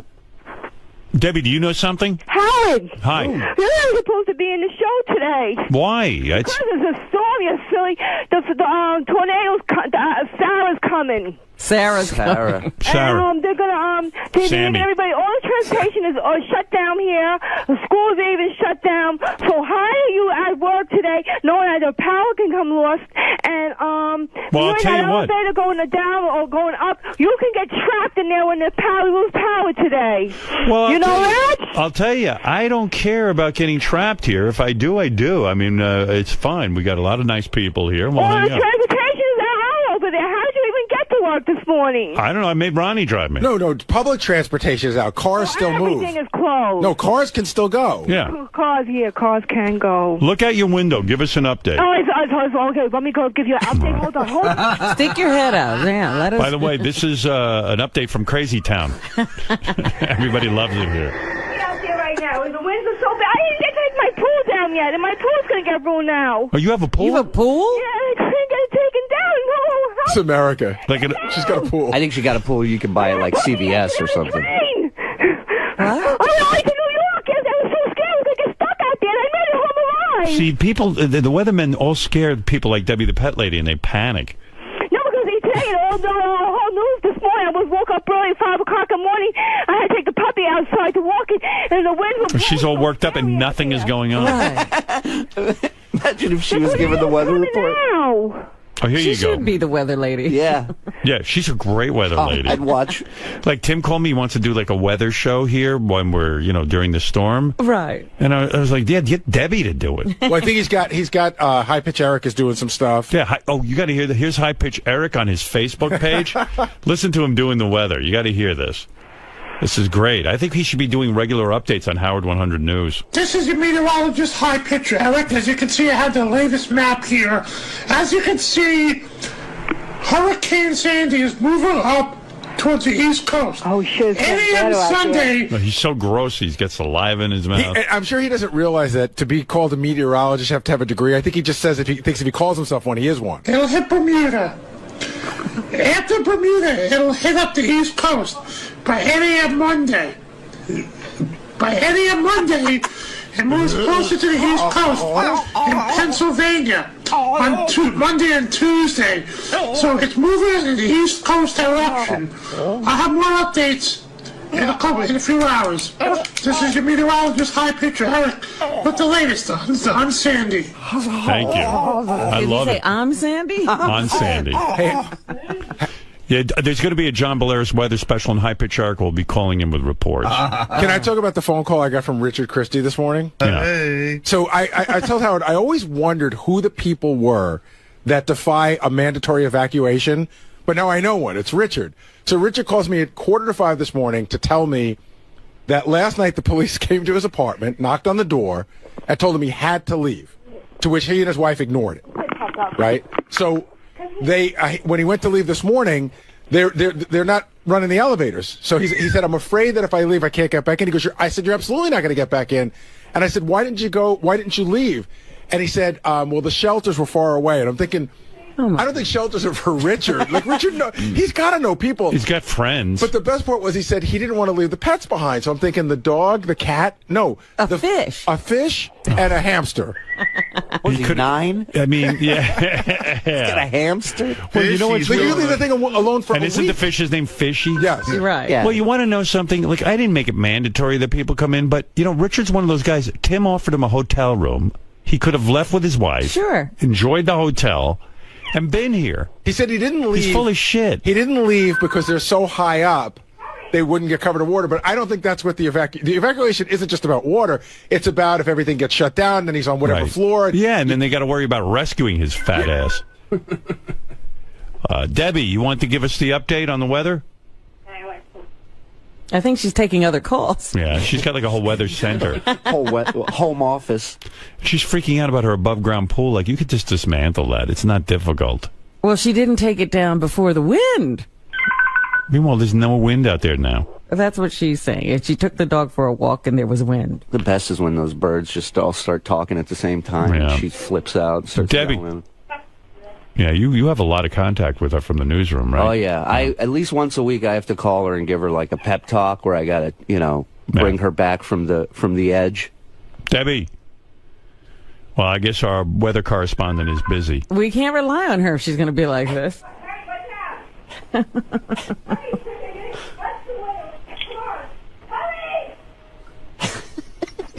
She's alone in her apartment, yelling at no one. It's the crazy alarm going off. Yeah. What is that? What is that noise? Is that a phone or an It intercom? sounds like a phone. It's a crazy phone. Crazy line. It's from the mental hospital they're calling. Oh, that's my mental hospital. That's a special ring they have. I have a hotline. It's like Batman used to have that red phone for the commissioner. Right. Hello? Like she's in the middle of a conversation with us and left. I think she's got like 50 phones. She's taking down the pool. Debbie. Debbie. Hurry. I wonder what she's doing. She told somebody to hurry. She's talking to her pets, Gary. She doesn't have people live with her. I think what happened is this happened before when I talked to her. There's the bird. She tried to hang up, and she didn't hang up all the way.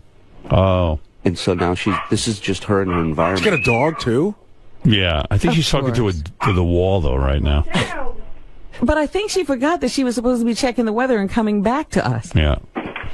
She's on to the next thing. I think she's having a good conversation with a water pitcher. Debbie.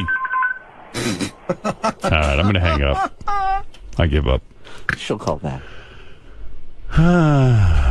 Yeah, so Tim was like, he calls me up yesterday in a panic, and he says, listen, I'm going to put you on a 3-way conference call with the engineering department. We have 3 contingency plans. I go, Tim, I don't want to speak to the engineering department. Just tell me what's on your mind.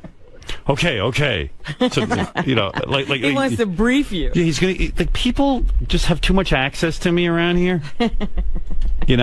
I tell them to call my assistant Laura if they have anything to say to me. She'll handle it. Because this conversation with Tim was a complete waste of time. So he goes, all right, here's the 3 plans. If you, in a complete disaster, you'll do the show from your ISDN line. We checked it. It works. I said, Tim, if it's a complete disaster, do you think I'm going to have power? Doesn't your building have a generator, an emergency generator? I go, no. No, it doesn't. There's no emergency generator in my building. How many buildings in Manhattan have an emergency generator? So it would take a generator as big as the building to run it. Right. So that plan was out. Then he had the second plan was, like, you just want to fucking bother me, dude. No, I don't. Gary and I wanted to talk to you. It was a complete waste of time, your whole wanted to give you conversation. I said, Tim, here's the option. If it's nice tomorrow, I'll be in. All right. Well, at least I was thinking about If Ronnie can get me here, we'll get in. And I said, and Ronnie, all the staff's asking. all the staff's asking. Tell the staff. Why the fuck do we know? We don't have a crystal ball. Well, try and get here like I'm trying to do. And if you can't, don't put yourself in danger. That's what I told him. Yeah, but why are you bothering me at home? And why are you putting me on conference calls with fucking engineers? It was with Gary. With Gary? Yeah, Gary and I wanted to talk to you. I told you. Oh, my God, you guys just waste my time. Sorry. I'll never call again. Just assume I'll be here. And if I can't get there, I'll give you a call. All right. Holy mackerel. And you got to get that ISDN line set up? I go, if we're in the middle of World War III and it's the apocalypse, you really think you think I'm going to have power and everyone isn't? The world wants to hear from you, Howard. Yeah. Oh, you're so annoying. I'm sorry. God, you were annoying the shit out of me yesterday. Really? No, you handled yourself great. You got a couple of hotel rooms. That's it. I care. I want everyone to... Christie is a fucking retard. At least someone cares around here. Yeah. No, I know. I like that you care, but you don't need me. Now he's hurt. I do need you. I need you. How's your ribs? Much better. I rested. Good. Yeah, I'm worried about him. Thank you. First he shit all over the bathroom and shit all over the walls, and now he broke his ribs. I think he's going through like an old age crisis. An old age crisis, not a midlife. I think he's past midlife.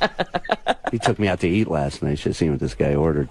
He's got that. Oh, yeah? Matzo ball soup the size of a bucket. Yeah. It comes in a bucket. Where'd you go for dinner? We went to the Carnegie Deli down the street. So, like, after the soup, he should have been done. No, but then they brought in his, mile-high stack of meat on bread. Like, you don't even know there's bread underneath this fucking thing. You got to cut for like 10 minutes before you even hit bread. Right. And he's sitting there going, boy, I don't think I can finish this. I split it with my son, and I had like a little bit of matzo ball soup, and that was it, and we left. And who had the fucking cheesecake? I had a slice of That's cheesecake. the way they serve it. I don't run their business. You're so pregnant. Yeah. Look at the size. Oh, I know, because then I was inactive for that, because I can't move with my... please. And he's telling the guy at the front desk, he goes, this is my life partner. He's pointing at me. He's going, this is my life partner. We're checking in tonight. And the guy, and then he zones out. He starts messing with his phone. He's not paying attention. So I'm listening to the guy. The guy goes, so one king bed is good for you guys? And I'm like, Tim, they're about to put us in the same room. He goes, your joke's no, going over so well, we're going to be in the same bed. He goes, no, they're not. No, they're not. Diddling away on his phone. I go, Tim, he's telling me they're one bed for both of us. Yeah, because we're life partners. Yeah. No, he goes, no, I was just kidding. The guy goes, oh, all right. Great joke. Yeah, you didn't know. He's getting us a room. He's the life of the party. He's all excited about the weather. I tell him, I go, what do I do when I get there? Do I have a room under my name? He goes, just take Ronnie's room. I go, I can't just go up to a front desk and go, hey, give me Ronnie's room. You're not going to just check me in. Give me Prince Charles's room. Yeah, what a nut.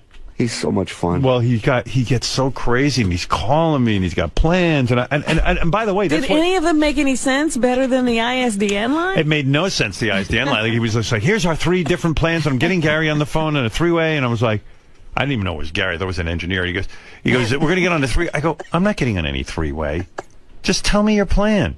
And he had 3 different contingency plans. I go, Tim. What were the contingencies? Yeah, because I'm trying to think. One was, I'm going to have the ISDN line, if and all the power goes out, and I'll do it from the house.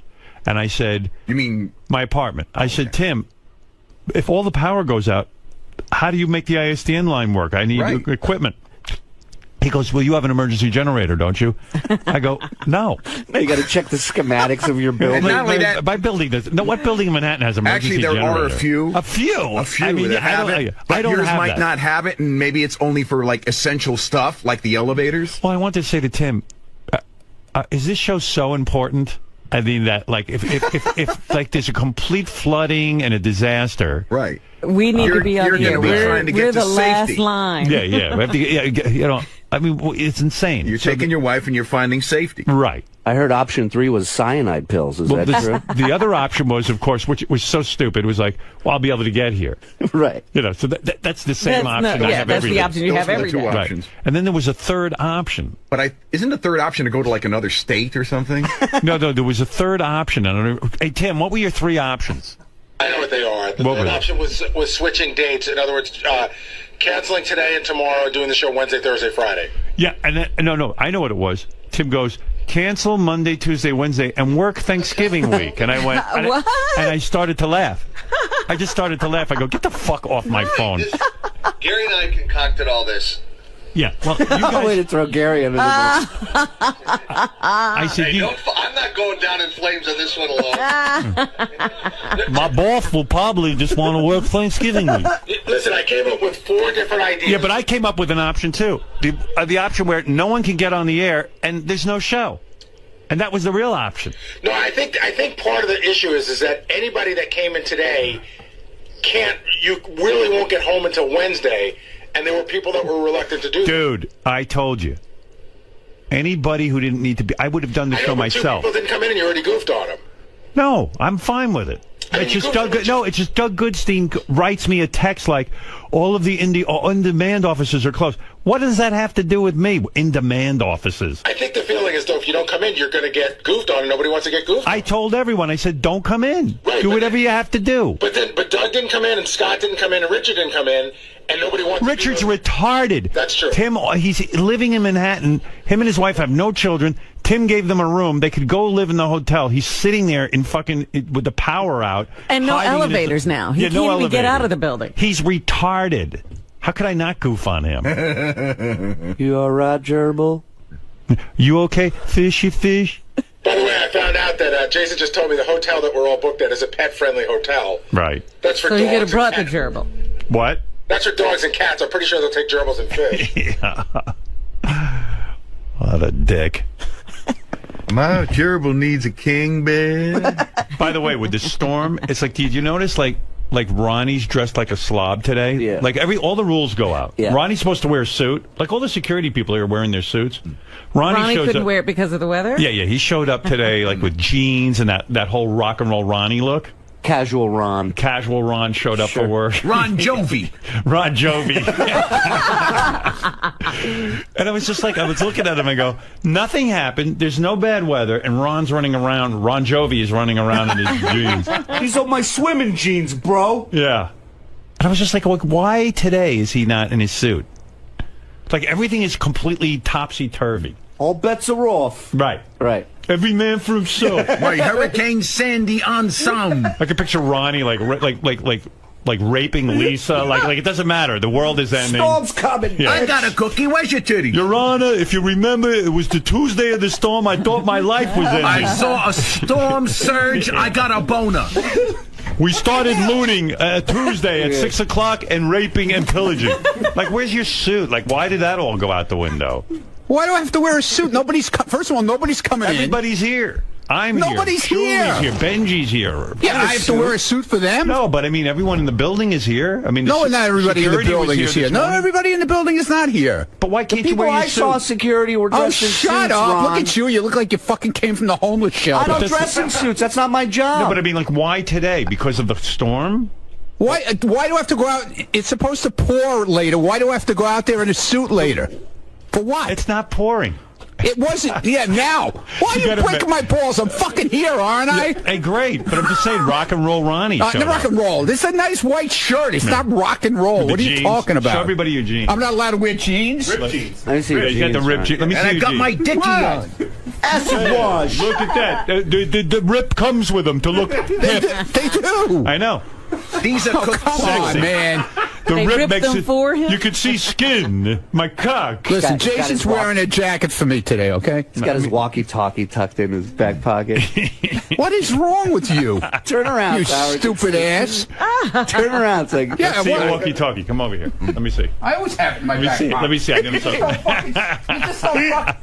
You don't fucking see it, Norman, because the jacket covers it. That's why you wear a jacket. Stop it. So you don't look like a 12-year-old. Good God. You ever use the walkie-talkie? You see Lieberman out there? He's wearing his mom jeans he's wearing muttlocks. Is he? He's wearing he's going to get caught in 20 feet of water. Well, you're doing the same thing? No, I'm not. I'm wearing regular shoes, like Timberlands.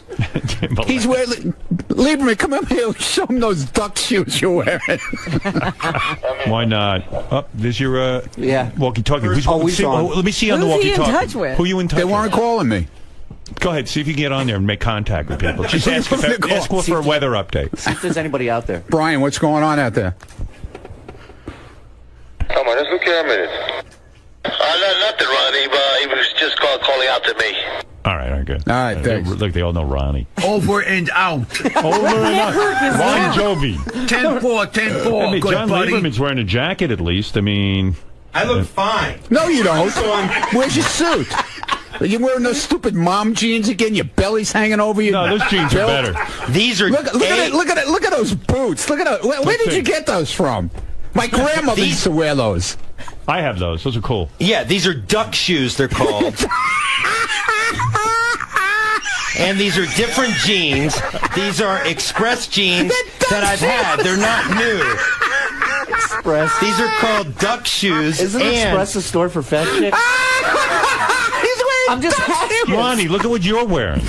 What am I wearing? Your jeans don't look like mom jeans? No. Let me see. Move over there. I'll tell you what. First of all, you're wearing a cartoon mustache. Big giant. What's that cartoon character? Yosemite Sam mustache. Shut up. And he's laughing at John Lieberman. Yeah, really. I'm going to be here until 8 or 9 tonight. Oh, really? And so by the time I leave, the water could be torrential, and so I have these boots. Let me tell you what. What's so funny? I don't know what's so funny. I really don't. Look at him. I really don't know why. Look at him. He's set for the storm. And my belly is not hanging over, yes, thank you. Jason Kaplan called me fat on their back office show. You're not fat. Exactly. You're so I'm overweight. Hey, wait. I'm just going to call him Slim all the time. Yeah. Howard, his girlfriend texted him after Jason called him fat because he went crying to her about it, and she wrote him back. She goes, "Calm down, you are fat." And then writes back, "I meant you aren't fat." All right. Anyway, we'll take a break and we'll be back right after these words.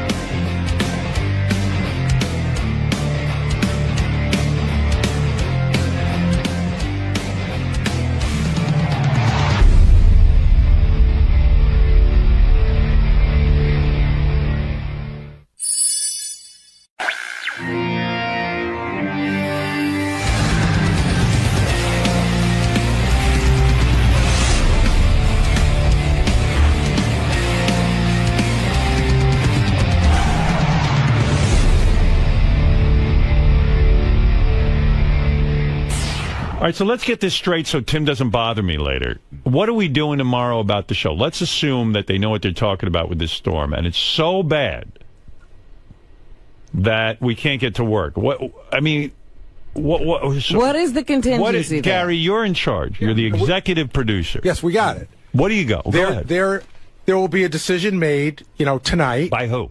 By me and Tim. Right. Tim and I. Tim and you. And Tim and you. And Tim and I will make the decision. Tim and I or Tim and you? Tim and I. All right.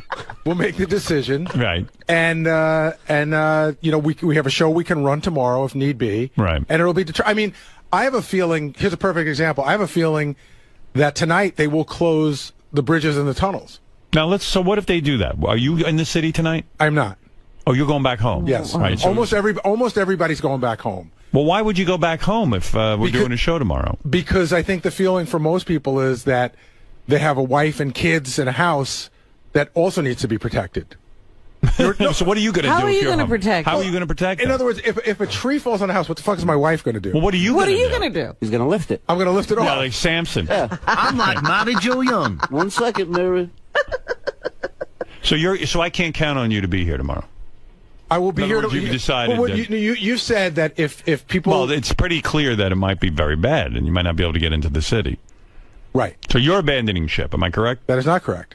But if they're closing, in other words, if I can get in tomorrow, I'm trying to make an assessment. If I can get in. So in other words, if it's a bad storm, you won't be able to get in. Right. Because you're not going to stay over in the city. Am I correct? Right. That's correct. All right. And that would be, I would say, most of the people on our staff. I didn't ask about most people. I just asked about you. Mm-hmm. Okay. Why not bring Mary and Lucas into the city today? And not worry about the house. What are you guys fucking crazy? So, Robin, you would leave your house. Yeah. So that, yes, I left the house. So if a tree falls on my house, I'll just figure it out when I get home? Yeah. You're not going to get anything done anyway? During the storm. Of course you're going to. Tree falls in your house. Why do you want to be in it? What if it starts to flood? Yeah, it's going to what flood. are you going to do? You can't get the tree out of your house. You're going to take a pail and get the water? So, Howard, why don't you tell your entire staff to leave the house out east and just see what happens? Of course they have. You have not. There's no staff out east? Well, you wouldn't leave it. I have people there now because there's no storm. And I have people in my house right now. But, but I don't want someone to go down with a ship. You wouldn't leave your house unattended. You wouldn't. People don't leave the house. In other words, we haven't been told to leave. But your our wife, homes. you said. Wait a minute. Everybody was told to evacuate their homes in certain places. Those houses are unattended. But that's because it was a mandatory evacuation. So, in other words, you're not here tomorrow. I don't know that. In a storm, I'm saying. It depends on what happens with the storm. All right. Well, I'm going to make every effort to get over here.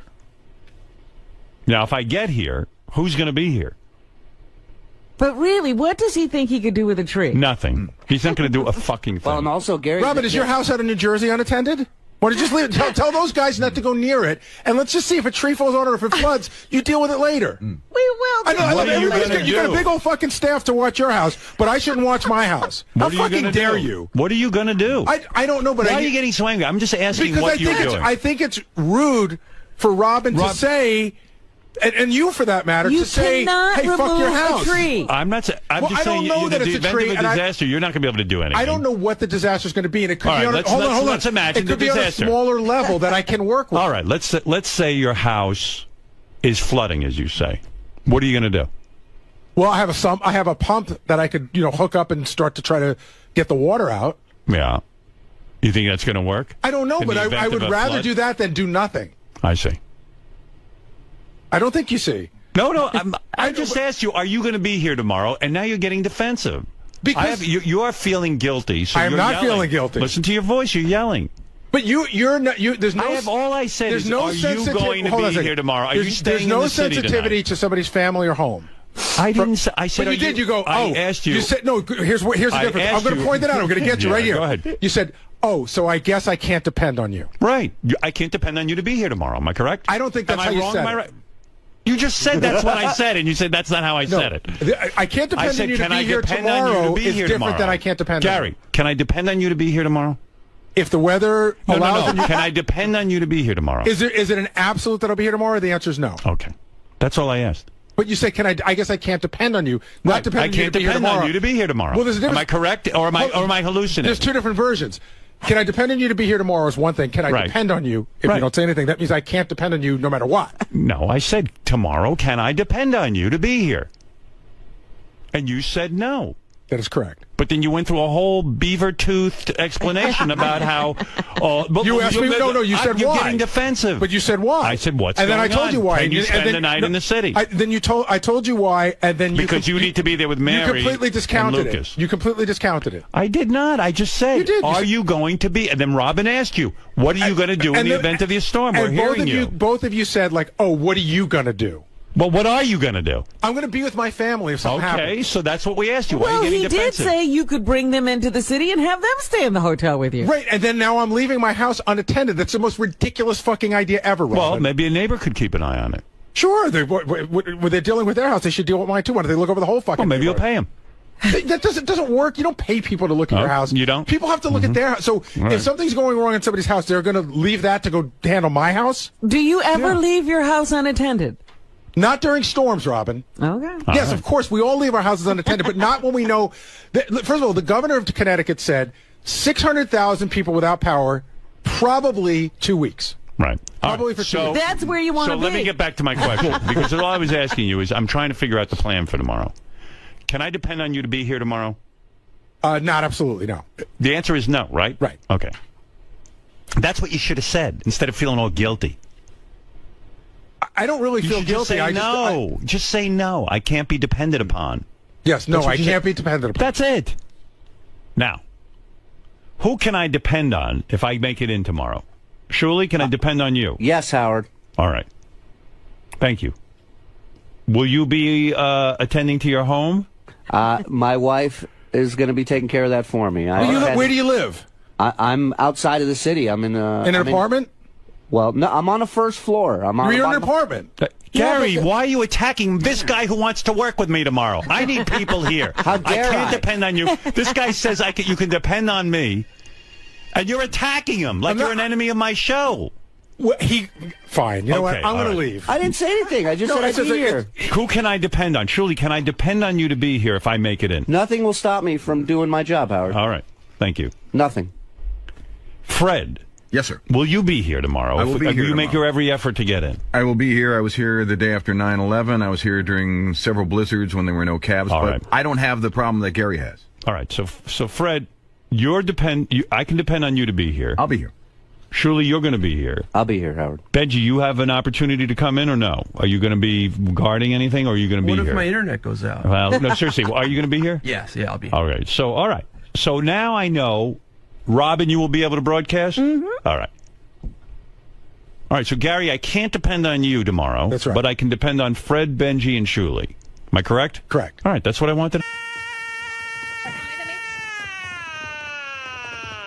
Meu Deus do céu, velho. Bom dia, Igor. O que é isso aí, Matheus? Ah, você clipou. Ainda bem que tu sabe. É, pra chegar assim, só você mesmo. Ah, o amasso no cara de pistolinha dupla, né? Tá vendo? Eu não consigo, eu não sei jogar. Não, não sei funciona. jogar Não funciona com a gente, só com os caras.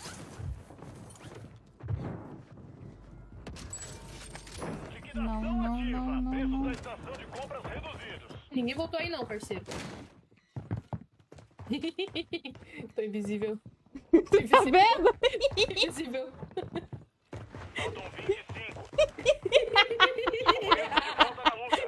Ele soltou o Bante. Ele passou por aqui, Ele soltou o Bante, socorro. Tá chegando. Ele tá vindo. Oxi. Não! Ó, na moral, para de marcar loot, velho. Vocês são melhores do que isso, Andrew. Andrew! Não seja assim, Andrew. Oi, cara, beleza? Eu não te escuto, desculpa. Maria! Ai, velho, o cara não me enxergou atrás da porta, né? Ah, eu só queria achar uma arma. Que arma eu acho? Car. A outra, Morse. Obrigado, Andrew. O que ele falou? Não, eles não me acharam. Eles deram uma risadinha. Ele... Meio maléfico. Ah, tá. Eu vi que saiu o VoIP ali. Ó, vou tentar ativar o áudio. Eu taquei uma C4 na boca dele e não matou. Fiquei chateada. Se eles me xingar, daí eu vou apertar F9. Ô, time, tô tomando. Que Tá bom. rolando Andrew, será? Não, é daqui desse negócio aqui, que eu não sei o que é esse negócio aqui, ó.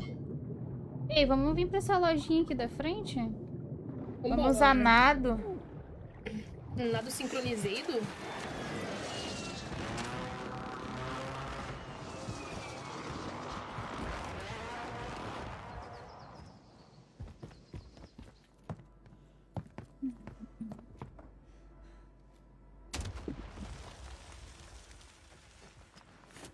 Um safado deixou uma mina aqui. A ressurgência já era. Tem mais segunda É, time, agora é comprar o loadout e não morrer mais, entendeu? Dinheiro aqui. Soldado inimigo. Ai, o cara aqui. Senhor 𝗛𝗲𝗿𝗱. Eu acho que esse R tá no lugar errado, que seria 𝗛𝗲𝗿𝗱, né? Vou comprar uma caixinha doida aqui, não vende, né? Munição ou placa? Munição, né? Vocês estão com placa já. Pô, me dropa uma termita aí. Valeu. Pode pegar ali, ó. Não, pode pegar. É, vamos tá subindo aqui? O que vocês acham? Bora. Apoio. A Aline tá com sono já.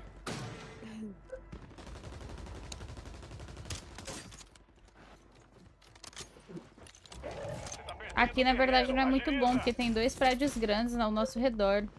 A gente tinha que tentar... Na facu aqui. Ai, tomei tiro. Muito bem, seu esquadrão tá Na faculdade, pode ser. University? University. Vamos tá acertando a cabeça, Bárbara?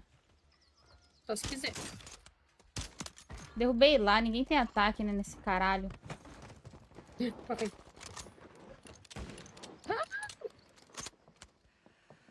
Tomei uma Tem um inimigo descendo na área. Olho no céu. Time, morri. Como foi lá já? Não, gente, tá tudo sob controle. Eu tô voltando, tô voltando. Ai, sai, sai, sai, sai, sai. Meu amigo, eu uso o braço forte. É muito cotoco no Ele caiu. Caralho! Não falo mais. Puta que pariu. Não julgo mais a termina. Vai lá, Oh, braço forte. Não vai lá. Vai lá, Dé. Eu não. Nossa, tá onde Gente, cuida a costinha de vocês aí, viu? Ah, mas o ruim é que acabou minha Tem cara aqui. Comigo.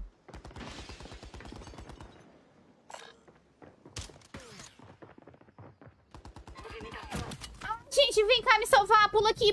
Vem, Aline, eu confio. Não, o cara já tá aqui já. Eu tô indo. Não, esquece. Foi o chucrutes. Chucrutes. Skyroot, sei lá. Já era, o chucrutes levou a barba. Subi na outra escadinha aí de fora, ó. Você consegue mirar, Aline. Ah, subiu. Nossa, ele tá de sniper mirado. Puta que pariu. Tem 2 times. Nossa, 2 times. É, não dá, tem aquele outro time lá. Tá, calma. Cheguei cedo até. Não, né? Você conseguiu chegar hoje, né, Igor? Ultimamente você não anda chegando a tempo do timeline ainda, pô. Ai, levei essa patada. Puta merda. De pé, anda. Mano, ele tava smokado e ainda me viu, safado. Olha. Eu vou me foder. Mandando fumaça. Tenta ir por cima ou por baixo. Pode. Não dá, não. Vai dar muita bosta isso. Vai, você achou muito pra lá. Tem que ter ido antes. Eu não tenho placa, eu não tenho dinheiro. Você tem 2 armas. Minha filha, eu com 2 ou nenhuma não muda muita coisa. É isso. É isso aí. Soltei, era nível da minha mãe. Soltei e fui lá comer um doce. Mas, Igor, tem uns dias já que tu não aparece na live, entendeu? Não é só hoje, não, pô. Acho que ontem tu não apareceu, antes de ontem, ontem. Galera, vocês querem assistir a gameplay da Dani ou vamos lá pro Soletra do G1? É, vamos tá puxando outra partida mesmo, né? Tadinha, tá zoando. Ah, depois eu não jogo mais com a Bárbara. Ela fala, por que tu não joga mais comigo? Ah, por isso que tá tendo DNA de novo. É o outro. Credo, que bicho feio. Esses DNA que quando tu pega parece que um balão estoura. Pet de classe. O que vai ser isso, cara? Olha o último, a skin de arma do último lá. Quê? Olha a camuflagem de arma. Não, a camuflagem de arma desse último coisinho que vai liberar ali ainda. Essa daí é outros 500. Não dá pra ver? Não dá pra ver, mas dá pra ver ele. Tá, mas a pergunta é, pet de classe, que merda vai ser isso aqui? Creio que vai ser um adesivo? Não. Ah, um adesivo. Já não parece um pingente, mas realmente parece um adesivo. Eu gostei dessa Bruin aqui. Pena que tá demoradinho pra... Ah, não queria jogar Rebirth. Credo, Dani, é muito feia essa skin. Eu vou jogar igual a Aline. Eu vou jogar com a outra, então. Qual não outra? é tão fácil. Não, eu não vou deixar você morrer aqui. Você não tem essa? Compra aí. Não tem CP. Essa é a irmã mais ontem, velha. Quando eu cheguei, tu foi de F. Ah, mas ontem eu tava mal, Igor. Ontem era pra eu ter fechado a live quando eu abri. Porque o rolê todo foi bem na primeira partida que eu joguei. Nossa, eu odeio aquela luz estrela lá. Olha a cara dela de demônia. Letra, tá aqui. Ah, você vai falar todas as palavras que a gente já fez, entendeu? Com 4 letras já foram todas. Com 5 letras faltam 2. Com 6 letras faltam bastante. Com 7 letras bastante. Com 8 também. Adjunto. Nem fudendo que tu meteu um adjunto. Ah, você tá roubando. O Igor tá roubando. Eu fui ensinar pra ele que tem um cara que faz o bagulho. Ele vai lá ver as respostas. Junto? Adjunto. Donut Não, não junto, dá. já colocou? Junto, junta, janta, janto. Donut não dá, Nath. Você e a Dani. Você e a Dani falaram a mesma palavra. Ô, galera que tá assistindo aí, se não for seguidor ainda, segue nós aí pra fortalecer. Um dia eu bato 1000 seguidores aqui. Eu fui ver, eu já tô com 520, cara. Que isso, muito seguidor. É muito famosa, Saudade do meu 7K lá do Face. Não veio nem metade aqui me seguir. Jantado, jantada. Eu já fiz, quer ver? Juntada e juntado. Agora jantada.